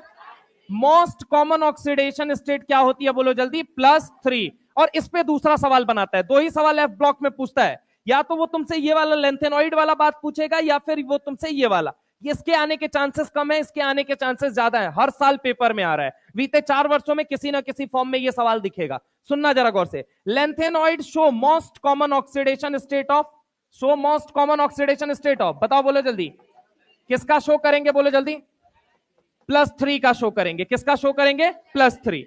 यानी कि एनसीईआरटी फिर कहती है कि इनका +3 में भी रेडियस निकाल के देती है। वो कैसे देती है? वो कहती है CE +3 ले लो, ऐसे ही EU +3 ले लो, और ऐसे ही क्या ले लो? LU +3 ले लो। मतलब 3-3 इलेक्ट्रॉन निकाल दो। जब निकाल दोगे, अब इनकी साइज बताओ। अब कोई चेंज नहीं आता है, CE सबसे बड़ा है, EU उसके बाद है, LU उसके बाद है। ये दो सवाल बन गए। पहला सवाल ये है कि 0 स्टेट में पूछेगा, दूसरा सवाल +3 में। सर +3 में क्यों पूछ रहा है? क्योंकि लेंथेनॉइड की मोस्ट कॉमन ऑक्सीडेशन स्टेट कितना होता है, इसी वजह से वो +3 में पूछेगा। या 0 में पूछेगा या कहां पूछेगा? +3। क्यों +3 में पूछेगा? क्योंकि लेंथेनॉइड के अंदर मोस्ट कॉमन ऑक्सीडेशन स्टेट कितनी होती है? कितनी होती है? क्या ये बात समझ में आई? अगर हम बात करें कि वैसे पूछा जाएगा न्यूट्रल स्टेट में, तो सबसे बड़ा कौन आता है ये बताओ? बाकी सब बराबर होते हैं। वाईबी में कोई चेंज आता है? वाईबी में थोड़ा चेंज है, लेकिन वो मोहल्ले के लेवल पे चेंज है, आपकी एनसीईआरटी के लेवल पे चेंज नहीं है। लोग कई दफा कहते हैं कि वाईबी बड़ा होता है, और डेटा भी ये बात सजेस्ट करता है, लेकिन आपसे पूछा नहीं जाएगा। तो आप काम की बात याद रखो, या तो मुझसे 0 स्टेट में पूछा जाएगा, या मुझसे कहां पूछा जाएगा? +3 में। 0 में पूछा गया तो सबसे बड़ा कौन आता है? अब +3 में पहली, अरे सुनो पहले, +3 में क्यों पूछा जाएगा पहले ये मुझे बताओ? क्योंकि मोस्ट कॉमन ऑक्सीडेशन स्टेट, क्या बोला मैंने? मोस्ट कॉमन ऑक्सीडेशन स्टेट, क्या बोला? Most common oxidation state of lanthanoids, most common oxidation state of lanthanoid is what? +3। कितना होता है? +3। इसीलिए वो जीरो में पूछेगा या कहां पूछेगा? माइक में तो आवाज कई दफा होता है ना कि तुम लोग नहीं सुनाई, इसलिए निकाल के बोला है। ठीक है, अब बोलो सारे लोग। अब पूरे क्लास नहीं बोल सकता, गला नहीं फाड़ना है, नीचे फिर 2 क्लास है। यहां पे सुनो, लैंथेनॉइड के अंदर आप मुझे सोच के बताइए मोस्ट कॉमन ऑक्सीडेशन स्टेट क्या है? +3। +3 में पूछेगा सबसे बड़ा कौन आता है? अगर मैं बात करूं कि जीरो में पूछेगा तो, और मैं तुझे बताऊं सर नेक्स्ट ईयर के लिए हमको बता दो ज्यादा इंपॉर्टेंट कौन सा पॉइंट बनने वाला है। ये वाला पॉइंट, ये वाला पॉइंट ज्यादा इंपॉर्टेंट बनेगा, ये वाला ज्यादा इंपॉर्टेंट है। ठीक है, ये दोनों बात समझ में आ गई या नहीं आ गई? अब सुन तीसरे सवाल पे, लेंथेनॉइड से रिलेट करके अब तीसरा सवाल क्या पूछेगा। एक बात बता, लेंथेनॉइड की मोस्ट कॉमन ऑक्सीडेशन स्टेट कितनी है? अब मान लो अगर वो +2 में है, कितने में है बोलो जल्दी? तो +2 से वो कहां जाना चाहेगा? +2 से +3 जाने के लिए इलेक्ट्रॉन छोड़ना पड़ता है या खाना पड़ता है? इलेक्ट्रॉन क्या करना पड़ता है? इलेक्ट्रॉन क्या करना पड़ता है बोल जल्दी? अरे बोलो ना, क्या करना पड़ता है? छोड़ना पड़ता है। अगर इलेक्ट्रॉन तुम छोड़ रहे हो, सुनना एक एक बात सुनना ढंग से, क्योंकि ये बहुत बड़ा कंसेप्ट है। 2 ही सवाल सबसे प्रोमिनेंट है, एक ये और फिर ये। अब सुनना, अगर जिसको समझ आ गया उसकी कहानी क्लियर हो जाएगी आज। मैंने क्या बोला? ए बाबू इधर इधर। अगर मैं तुमसे बात, हाँ तो क्या तुम्हारा ही बाबू हो सकता है, हमारा बाबू नहीं हो सकता है? बेटा पढ़ लो, अभी हम उस बाबू पे नहीं जा रहे हैं, वरना बाबूजी को कराना पड़ेगा अरेंज मैरिज, फिर तुम्हारे हिस्से में किसी और का बाबू आएगा, देख लेना। फिर मत कहना, फिर रोना पूरे जीवन में कि हमारे जीवन में किसी और का बाबू आ गया। इधर आओ, सुनो फटाफट। इधर सुनो, +2 में है, +3 में जाना है। +2 से +3 जाने के लिए इलेक्ट्रॉन छोड़ेगा या खाएगा? छोड़ेगा। तो मान ले, तू समझ, इलेक्ट्रॉन क्या करेगा? अरे नहीं आया यार, एनर्जी डालना। +2 से +3 जाएगा, इलेक्ट्रॉन। और अगर तू ये खाने वाला है, मैंने कहा तू ये खाने वाला है, तू ठीक है, तू खाने वाला है, तू अगर ये इलेक्ट्रॉन पकड़ के खा गया, तो तेरा पॉजिटिव अगर +4 था तो क्या बन जाएगा? तू +3 था तो क्या बन जाएगा? +2 था तो क्या बन जाएगा? हाँ ना बोल। तेरा पॉजिटिव कम होगा, मेरा पॉजिटिव, मतलब मेरा पॉजिटिव बढ़ रहा है, तेरा पॉजिटिव। पॉजिटिव कम होना अंग्रेजी में से क्या कहते हैं? रिडक्शन। क्या बोलते हैं? मतलब तेरा क्या हो रहा है, मेरा क्या हो रहा है? मैं तेरे लिए क्या हुआ? रिड्यूसिंग दलाल। कैसा दलाल? रिड्यूसिंग दलाल। तू मेरे लिए कैसा हुआ? ऑक्सीडाइजिंग दलाल। अरे हाँ ना बोल भाई। फिर से सुनना, +2 से +3 में जा रहा हूं, मेरा पॉजिटिव बढ़ रहा है घट रहा है? तू इलेक्ट्रॉन छोड़ूंगा तो तू खाएगा, तेरा पॉजिटिव बढ़ेगा घटेगा, मतलब रिडक्शन ऑक्सीडेशन। कौन कर रहा है? मैं कर रहा हूं क्या? मेरे इलेक्ट्रॉन कर रहे हैं क्या? यानी कि मैं तेरे लिए कैसा दलाल? रिड्यूसिंग दलाल। एजेंट को दलाले बोलते हैं कि नहीं? मैं कैसा दलाल? रिड्यूसिंग। तू मेरे लिए कैसा? यानी +2 से अगर +3 में कोई लेंथेनॉइड जा रहा है तो वो कैसा दलाल होगा, ये बता। तो +4 से +3 आएगा तो, यही सवाल इस बार नीट में पूछा गया था, री नीट के अंदर दिया गया था। 2 बार आया हुआ है साहब। एक जगह तो मैग्नेटिक मूवमेंट पूछा है तुम्हारे वाले नीट में, और दूसरी जगह उसी में क्या पूछ दिया पता है क्या? Which of the following is oxidising agent. तो +4 से +3 आने वाला या +2 से +3 जाने वाला? +4 से, और पहला ऑप्शन था Ce+4 Yb+4, ऐसे ही दूसरा ऑप्शन था।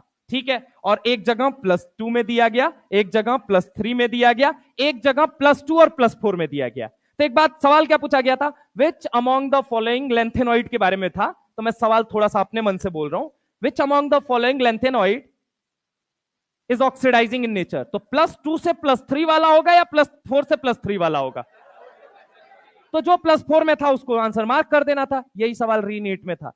मैं फिर से कह रहा हूं, लेंथेनॉइड के अंदर मोस्ट कॉमन ऑक्सीडेशन स्टेट कितनी होती है? कितनी होती है? +2 से, समझना लॉजिक समझना, मैं रटने के लिए नहीं बोल रहा। +2 से मैं +3 में जा रहा हूं, मतलब कि इलेक्ट्रॉन मुझे क्या करना पड़ेगा?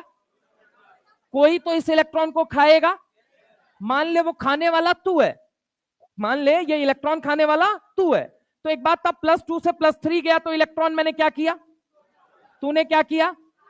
तेरा पॉजिटिव कम या ज्यादा? मेरा पॉजिटिव कम या ज्यादा? मेरा ऑक्सीडेशन, तेरा? मैं तेरे लिए रिड्यूसिंग दलाल, तू मेरे लिए, अरे हाँ ना बोल भाई।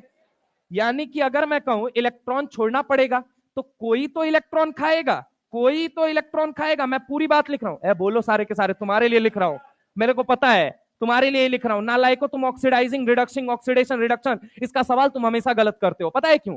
क्योंकि तुम सोचते ही नहीं हो। फिर से सुनना, पॉजिटिव का बढ़ना ऑक्सीडेशन होता है या नहीं होता है?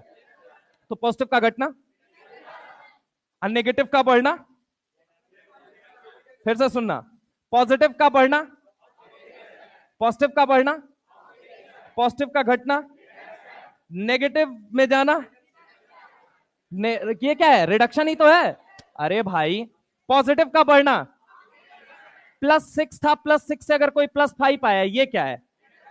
+5 से +4, +4 से +3, +3 से +2, +2 से +1, +1 से 0, 0 से -1, -1 से -2, -2 से -3, -3 से -2, -2 से -1, -1 से 0, 1 से 2, 2 से +3, +3 से +4, +4 से +5, +5 से +6। पॉजिटिव का बढ़ना, नेगेटिव का घटना, क्या बोला मैंने? पॉजिटिव का बढ़ना, नेगेटिव का घटना, क्या होगा? ऑक्सीडेशन।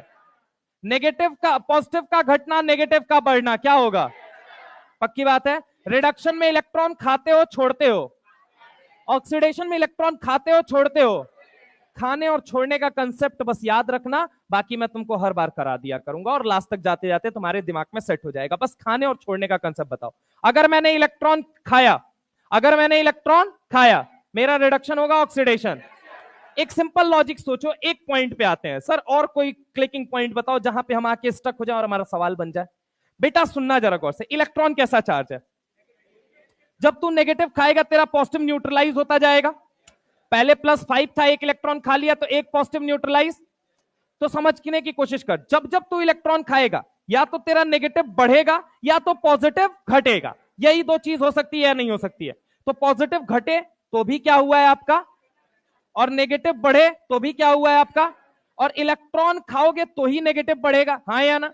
और इलेक्ट्रॉन खाओगे तो ही पॉजिटिव घटेगा, हाँ या ना? सारा खेला किसका है? इलेक्ट्रॉन खाने का। तो अब जरा गौर से सुनो, जब ये +2 से +3 जाएगा तो इलेक्ट्रॉन छोड़ेगा। इलेक्ट्रॉन छोड़ेगा तो कोई तो इस इलेक्ट्रॉन को खाएगा, कोई तो इलेक्ट्रॉन को खाएगा, कोई तो इलेक्ट्रॉन को खाएगा, कोई तो इलेक्ट्रॉन को। अब नहीं लिखवाऊंगा, छोड़ दो। तो बोलो, अबे बोलो, याद होगा यार। एक खाएगा नहीं, प्रोसेस करो कि एग्जैक्टली मैं बोलना क्या चाह रहा हूं। 5 बार बोलने से ना जो गधहो रहता है उसके दिमाग में ही समझ में आ जाता, अच्छा ये बोल रहा था मास्टर। 5 बार इसीलिए बोल रहा हूं, तुमको मैं मान के चल रहा हूं तुम लोग निहायती गधे हो। और तुमको अगर नहीं लगता, केमिकल बॉन्डिंग में दिखा दूंगा। पहला चैप्टर सबका स्ट्रांग होता है, यही स्ट्रांग होता है। इसके बाद टाइ टाइ फिश टन टन गोपाला केमिकल बॉन्डिंग आएगी, उसके बाद देखूंगा वहां पे। कोई तो इलेक्ट्रॉन खाएगा, जो इलेक्ट्रॉन खाएगा सुनना, उसका क्या होगा? पॉजिटिव कम होता जाएगा। अंग्रेजी में इसे ही रिड्यूस होना कहते हैं। इसी को टेक्निकली क्या बोल दोगे? रिडक्शन। तो जो इलेक्ट्रॉन खाएगा, जो इलेक्ट्रॉन खाएगा उसका क्या होगा? बोलो जल्दी। इलेक्ट्रॉन खाएगा उसका होगा रिडक्शन। उसका क्या होगा? उसका रिडक्शन होगा। उसका क्या होगा? बोल जल्दी। उसका रिडक्शन होगा। उसका क्या होगा? रिडक्शन। अब जब उसका रिडक्शन होगा तो समझने की कोशिश करना, +2 से +3 जब जा रहे हो तो इलेक्ट्रॉन छोड़ रहे हो। इलेक्ट्रॉन छोड़ोगे तो कोई तो खाएगा, और कोई खाएगा तो जो इलेक्ट्रॉन खाएगा उसका रिडक्शन होगा। अगर उसका रिडक्शन होगा तो ये एजेंट कैसा है? +2 से +3 वाला कैसा हो गया? बोलो जल्दी। क्या हो गया? Reducing agent. मतलब +2 से अगर कोई +3 जा रहा है मतलब वो क्या है? रिड्यूसिंग। अब दूसरे पॉइंट पे आ जाते हैं। मान लो मैंने तुमसे क्या बोला, मैंने कहा +4 से, लेट सपोज कोई कहां जा रहा है? +3 में। +3 से, ऐसे सोचो, ऐसे उल्टा करते हैं, +3 से कोई कहां जा रहा है? +4 में। इसके लिए इलेक्ट्रॉन छोड़ना पड़ेगा, खाना पड़ेगा? छोड़ना पड़ेगा। पक्का? तो उल्टा लिख दिया मैंने यहां पे। अच्छा उल्टा लिख दिया क्या? +2 से +3 जाएगा तो इलेक्ट्रॉन नहीं, यहां छोड़ना पड़ेगा। दत्त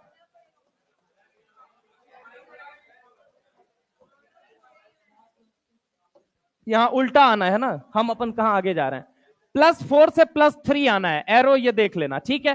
तो एक बात तो, इलेक्ट्रॉन खाओगे, इलेक्ट्रॉन किसी का तो खाओगे, जिसका खाओगे उसके सर पे पॉजिटिव बढ़ेगा या घटेगा? जिसका खाओगे बढ़ेगा, मतलब ऑक्सीडेशन रिडक्शन, मतलब ये उसके लिए कैसा काम करेगा? ऑक्सीडाइजिंग एजेंट की तरह। ये डायरेक्ट लिख दे रहा हूं, किसकी तरह काम करेगा? Oxidising agent. किसकी तरह काम करेगा? Oxidising agent. रीनीट 2025 में, 2024 सॉरी, ठीक है, ये इसी पॉइंट पे सवाल पूछा गया था, ठीक है, रीनीट के अंदर। तो रीनीट मतलब वही जिनका अभी हुआ है 1563 लोगों का, ठीक है। नालायक testing agency, sorry national T agency, national T agency ना, 4th फ्लोर पे चाय पी के जाइएगा तो चाय पिलाते रहेंगे। ये देखो नीट 2024 के अंदर यही पॉइंट पे सवाल बना था। कंक्लूजन पे आते हैं, आए क्या कंक्लूजन पे? एटॉमिक रेडियस खत्म हो चुका है आपका। कंक्लूजन पे आते हैं, कंक्लूजन क्या क्या है वो सुनिए जरा गौर से। पहला कंक्लूजन, पहले दिन से स्टार्ट करते हैं। हे अंकल, हे ऊपर देखो आप, चलो। पीरियोडिक टेबल का फॉर्मूला कहां शुरू होता है? एनएस। एंड कहां पे? बीच में। देन ये बात क्लियर है सबको? ट्रांजिशन सीरीज कितनी होती है? 3 नहीं 4। कितनी होती है? 3D, 4D, 5D, 6D। Inner transition कितने होते हैं? 2। देखो पीछे वाले क्या कर रहा है, बोल। इनर ट्रांजिशन कितनी होती है? ये एक्सप्रेशन बाबा जी का ठुल्लू थोड़ी है, ये तुम ही लोगों के लिए है भाई। देखो इसको, बोलो नहीं आ रहा है तो, ठीक है। इनर ट्रांजिशन सीरीज कितनी है? एक कौन सी है और एक कौन सी है? 4F को क्या कहते हैं और 5F को? 58 से 71, 90 से 103, हाँ या ना? आगे चले, ग्रुप नंबर निकालना है सबसे पहला। कहीं ये वो तो नहीं, कहीं ये वो तो नहीं, वो कौन? 104 से 118। लास्ट का क्या देखोगे? नहीं मैच किया तो कहां आओगे? दूसरे पड़ाव में। क्या चेक करोगे? 58 से 71 या 90 से 103। अगर इसका मेंबर हुआ तो वो कौन से ब्लॉक का है? कौन से ब्लॉक? कौन सा ग्रुप? 3rd group. कौन सा? कौन सा पीरियड? 7th period. कौन सा? 7th period. अब आ जाते हैं तीसरी बात पे। ग्रुप नंबर अभी भी नहीं निकला, अब बताओ कैसे निकालोगे ग्रुप नंबर? सबसे पहले क्या देखोगे? ग्रुप नंबर, हाँ या ना? अब तुम्हें क्या है, कोई भी एटॉमिक नंबर दिया गया है, बोलो हाँ या ना। गिवन एटॉमिक नंबर प्लस कितना जोड़ दोगे? कितना जोड़ोगे? एक रिजल्ट आएगा, उस रिजल्ट को घटाओगे या नहीं घटाओगे? सर किसमें से घटाना है?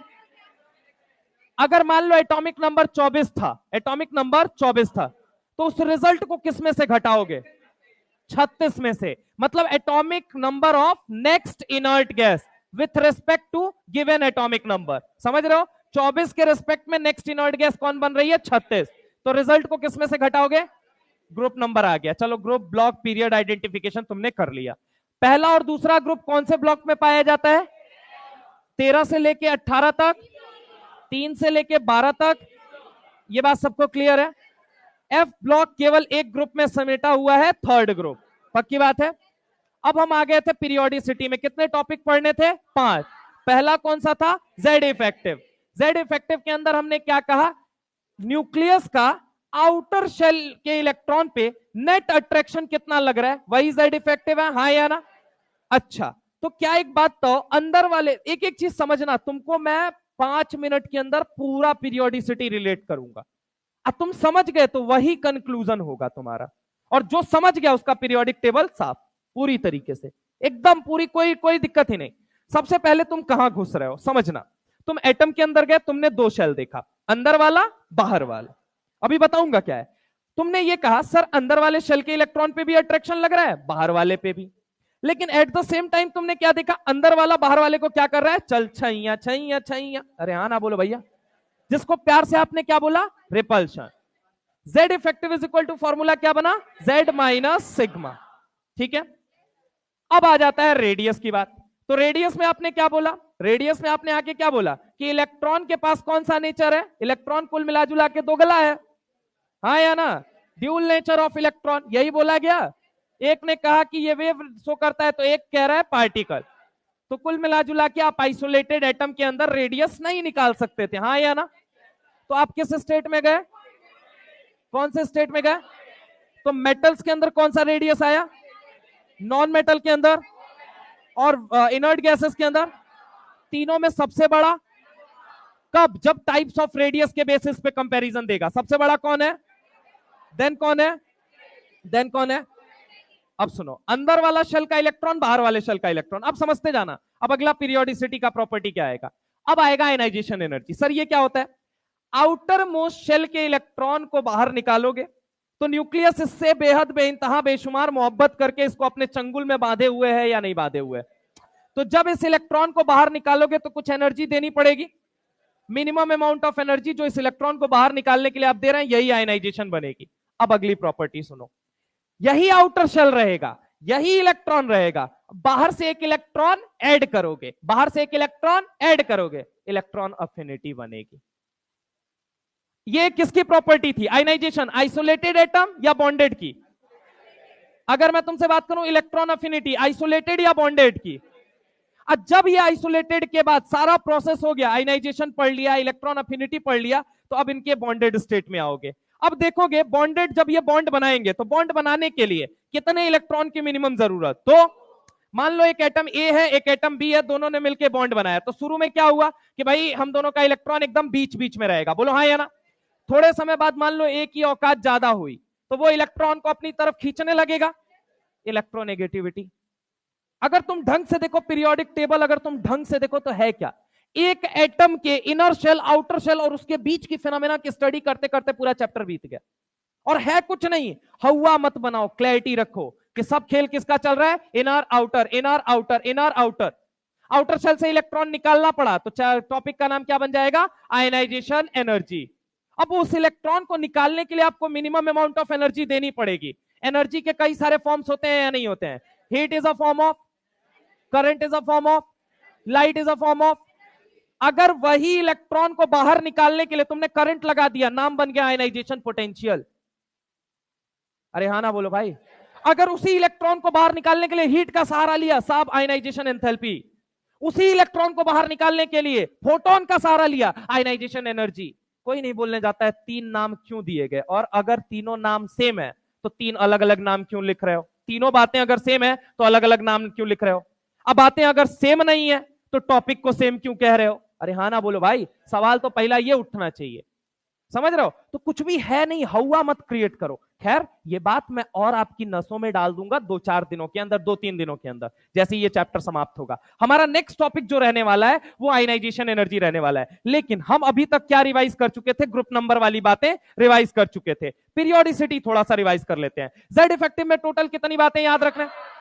कितनी बातें? पहली चीज, Z effective is equal to, left से राइट जाएगा तो जेड इफेक्टिव, जेड इफेक्टिव बढ़ेगा तो आउटर शेल के इलेक्ट्रॉन पे अट्रैक्शन ज्यादा या कम? साइज छोटी या बड़ी? यानी लेफ्ट से राइट जाने पे साइज, ऊपर से नीचे आएंगे जेड इफेक्टिव रिमेंस।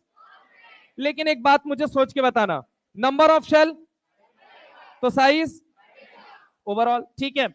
आलू और गालू में कौन सा कॉन्ट्रैक्शन लगता है? ट्रांजिशन। अल्युमिनियम गैलियम में यार, आलू गालू, समझ रहे हो मेरी बात को? आलू और गालू में किसका ट्रांजिशन कॉन्ट्रैक्शन, ठीक है। अच्छा चलो इसके बाद से बंगला इन साइज, बंगला इन थैला, सॉरी बंगला इन, किसका ऑर्डर था? साइज। किसका ऑर्डर था? बंगला कभी तुम्हारे थैला में आ सकता है? किसका, किस वजह से नहीं आ सकता? और ग्रुप 13 का साइज मस्ट है कि वो पूछेगा, समझ रहे हो? तो बंगला इन थैला मतलब सबसे पहले कौन आएगा? Boron, then gallium, then aluminium, then indium, then thallium. अगर मैं रिवीजन ना भी कराया करूं तो भी लास्ट में मुझे बोला करो सर पूरा करा के जाओ, क्योंकि पूरा मैं करा दूंगा, ठीक है। हमारे अंदर वो है, एनर्जी है इतनी मेरे अंदर, ठीक है। तुम थोड़ी सी एनर्जी डाल दोगे तुम्हारा बढ़िया हो जाएगा। और एक दिन में करत करत अभ्यास के, सुना है ना कि आज नहीं होगा कल होगा, कल नहीं होगा परसों होगा, होगा जरूर एक दिन। किसी को ये फीलिंग नहीं आनी चाहिए क्लास के अंदर वो गधा है। गधा अगर तुम फिर भी मानते हो, सो रहे हो, कुछ कर रहे हो तो करते रहो, भाड़ में जाओ तुम, हम तुम पे नहीं कभी करेंगे फिर। जैसे भाई साहब पीछे वाले हैं, देखो एकदम पीछे बैठे, हाँ आप ही कह रहा हूं, बीच में आप लिख रहे थे, आपको लगा मास्टर पता ही नहीं कर पाया, नीचे देख रहे थे, लिखो, हमारा क्या ले जाओगे? नहीं, लिख रहे थे बीच में, उधर आता है सब कुछ, आना नीचे, अभी क्लिप दिखाऊंगा। ठीक है, अब सुनो, यहाँ पे कैमरा लगा हुआ है सब कुछ पीछे, वो सब देख रहे हैं। अब यहाँ पे अगर समझने की कोशिश करना, हमने जेड इफेक्टिव के अंदर 5 बातें पढ़ी थी। Z effective is equal to Z minus sigma. Left से राइट जाओगे तो जेड इफेक्टिव साइज, साइज क्या होगी? ठीक है।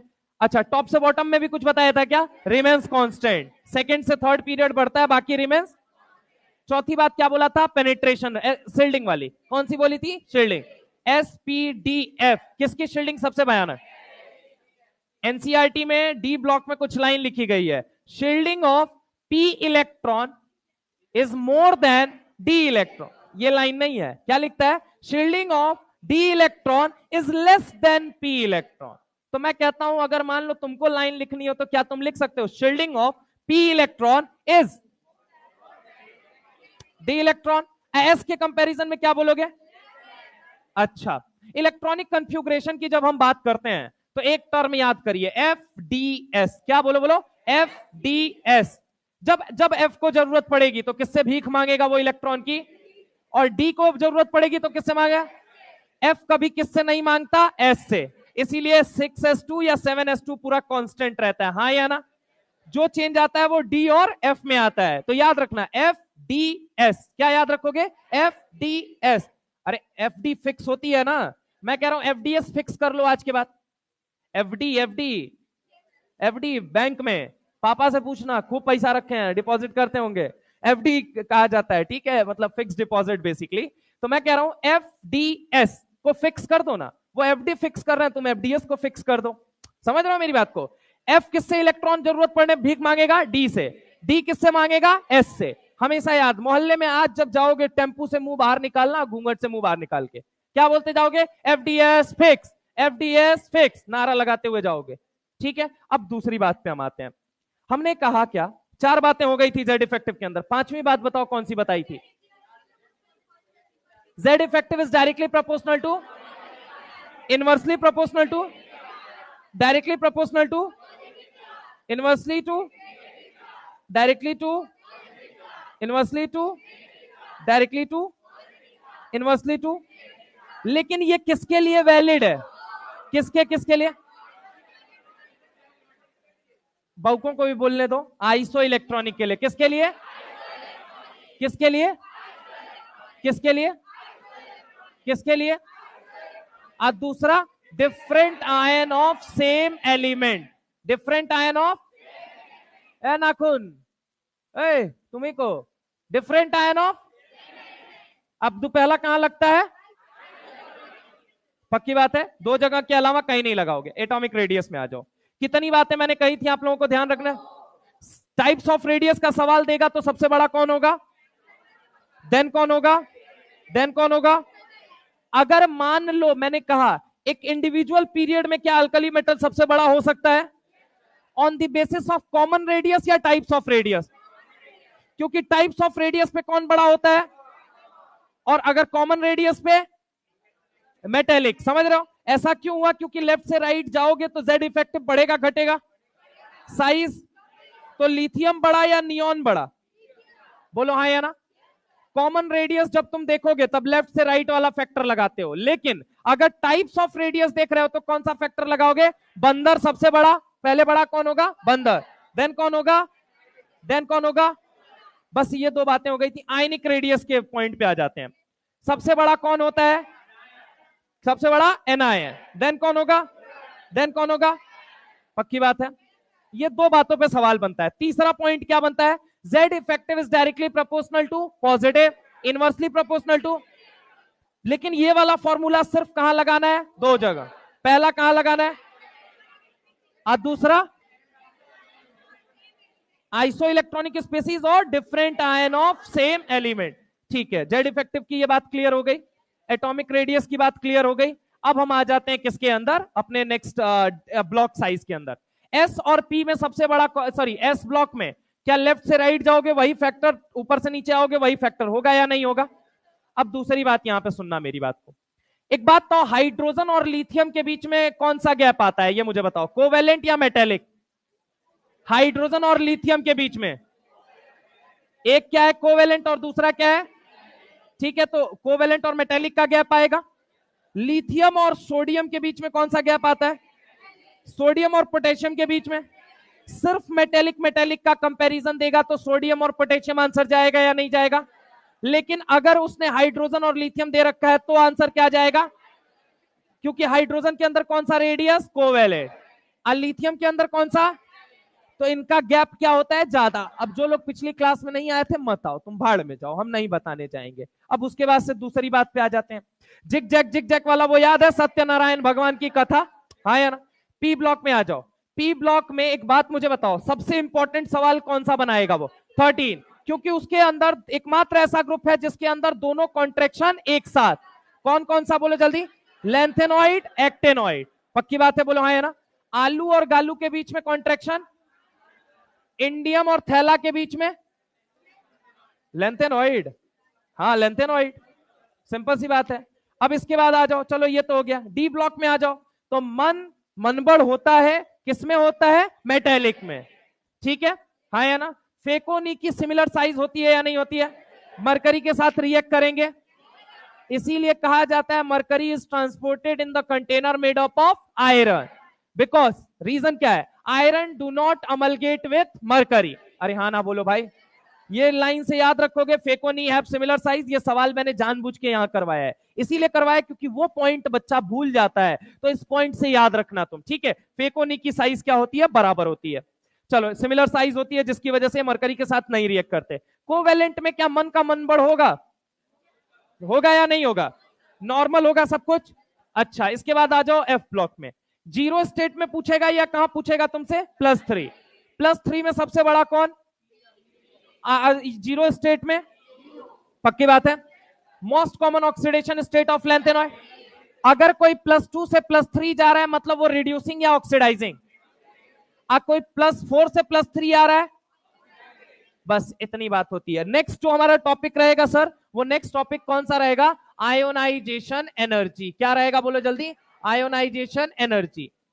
एंथैल्पी और एनर्जी, रुक जाओ, एंथैल्पी और एनर्जी के बीच अंतर क्या होता है, जो ओवरऑल चेंज है ना एनर्जी के अंदर, उसे हम कहते हैं एंथैल्पी, क्या कहते हैं, चेंज, डेल्टा एच से, डेल्टा का मतलब क्या होता है, चेंज, ओवरऑल एनर्जी में जो चेंज आ रहा है उसी को हम कहते हैं एंथैल्पी, ठीक है। बाकी इसको हम कंटिन्यू करेंगे नेक्स्ट टर्न पे, तब तक के लिए ठीक है, हाँ बोलिए, हाँ हाँ गैडोलियम का भी होता है, आईपी आने दो, वो गैडोलियम कैसे F7 है, किसी के नॉन एग्जिस्टेंस की वजह से वो F7 है। अभी आईपी जब पढ़ाऊंगा तो आईपी, इस टॉपिक के बाद क्रोमियम और मैग्नीज का भी डिफरेंस बताऊंगा और उसका भी डिफरेंस बताऊंगा, ठीक है। चलो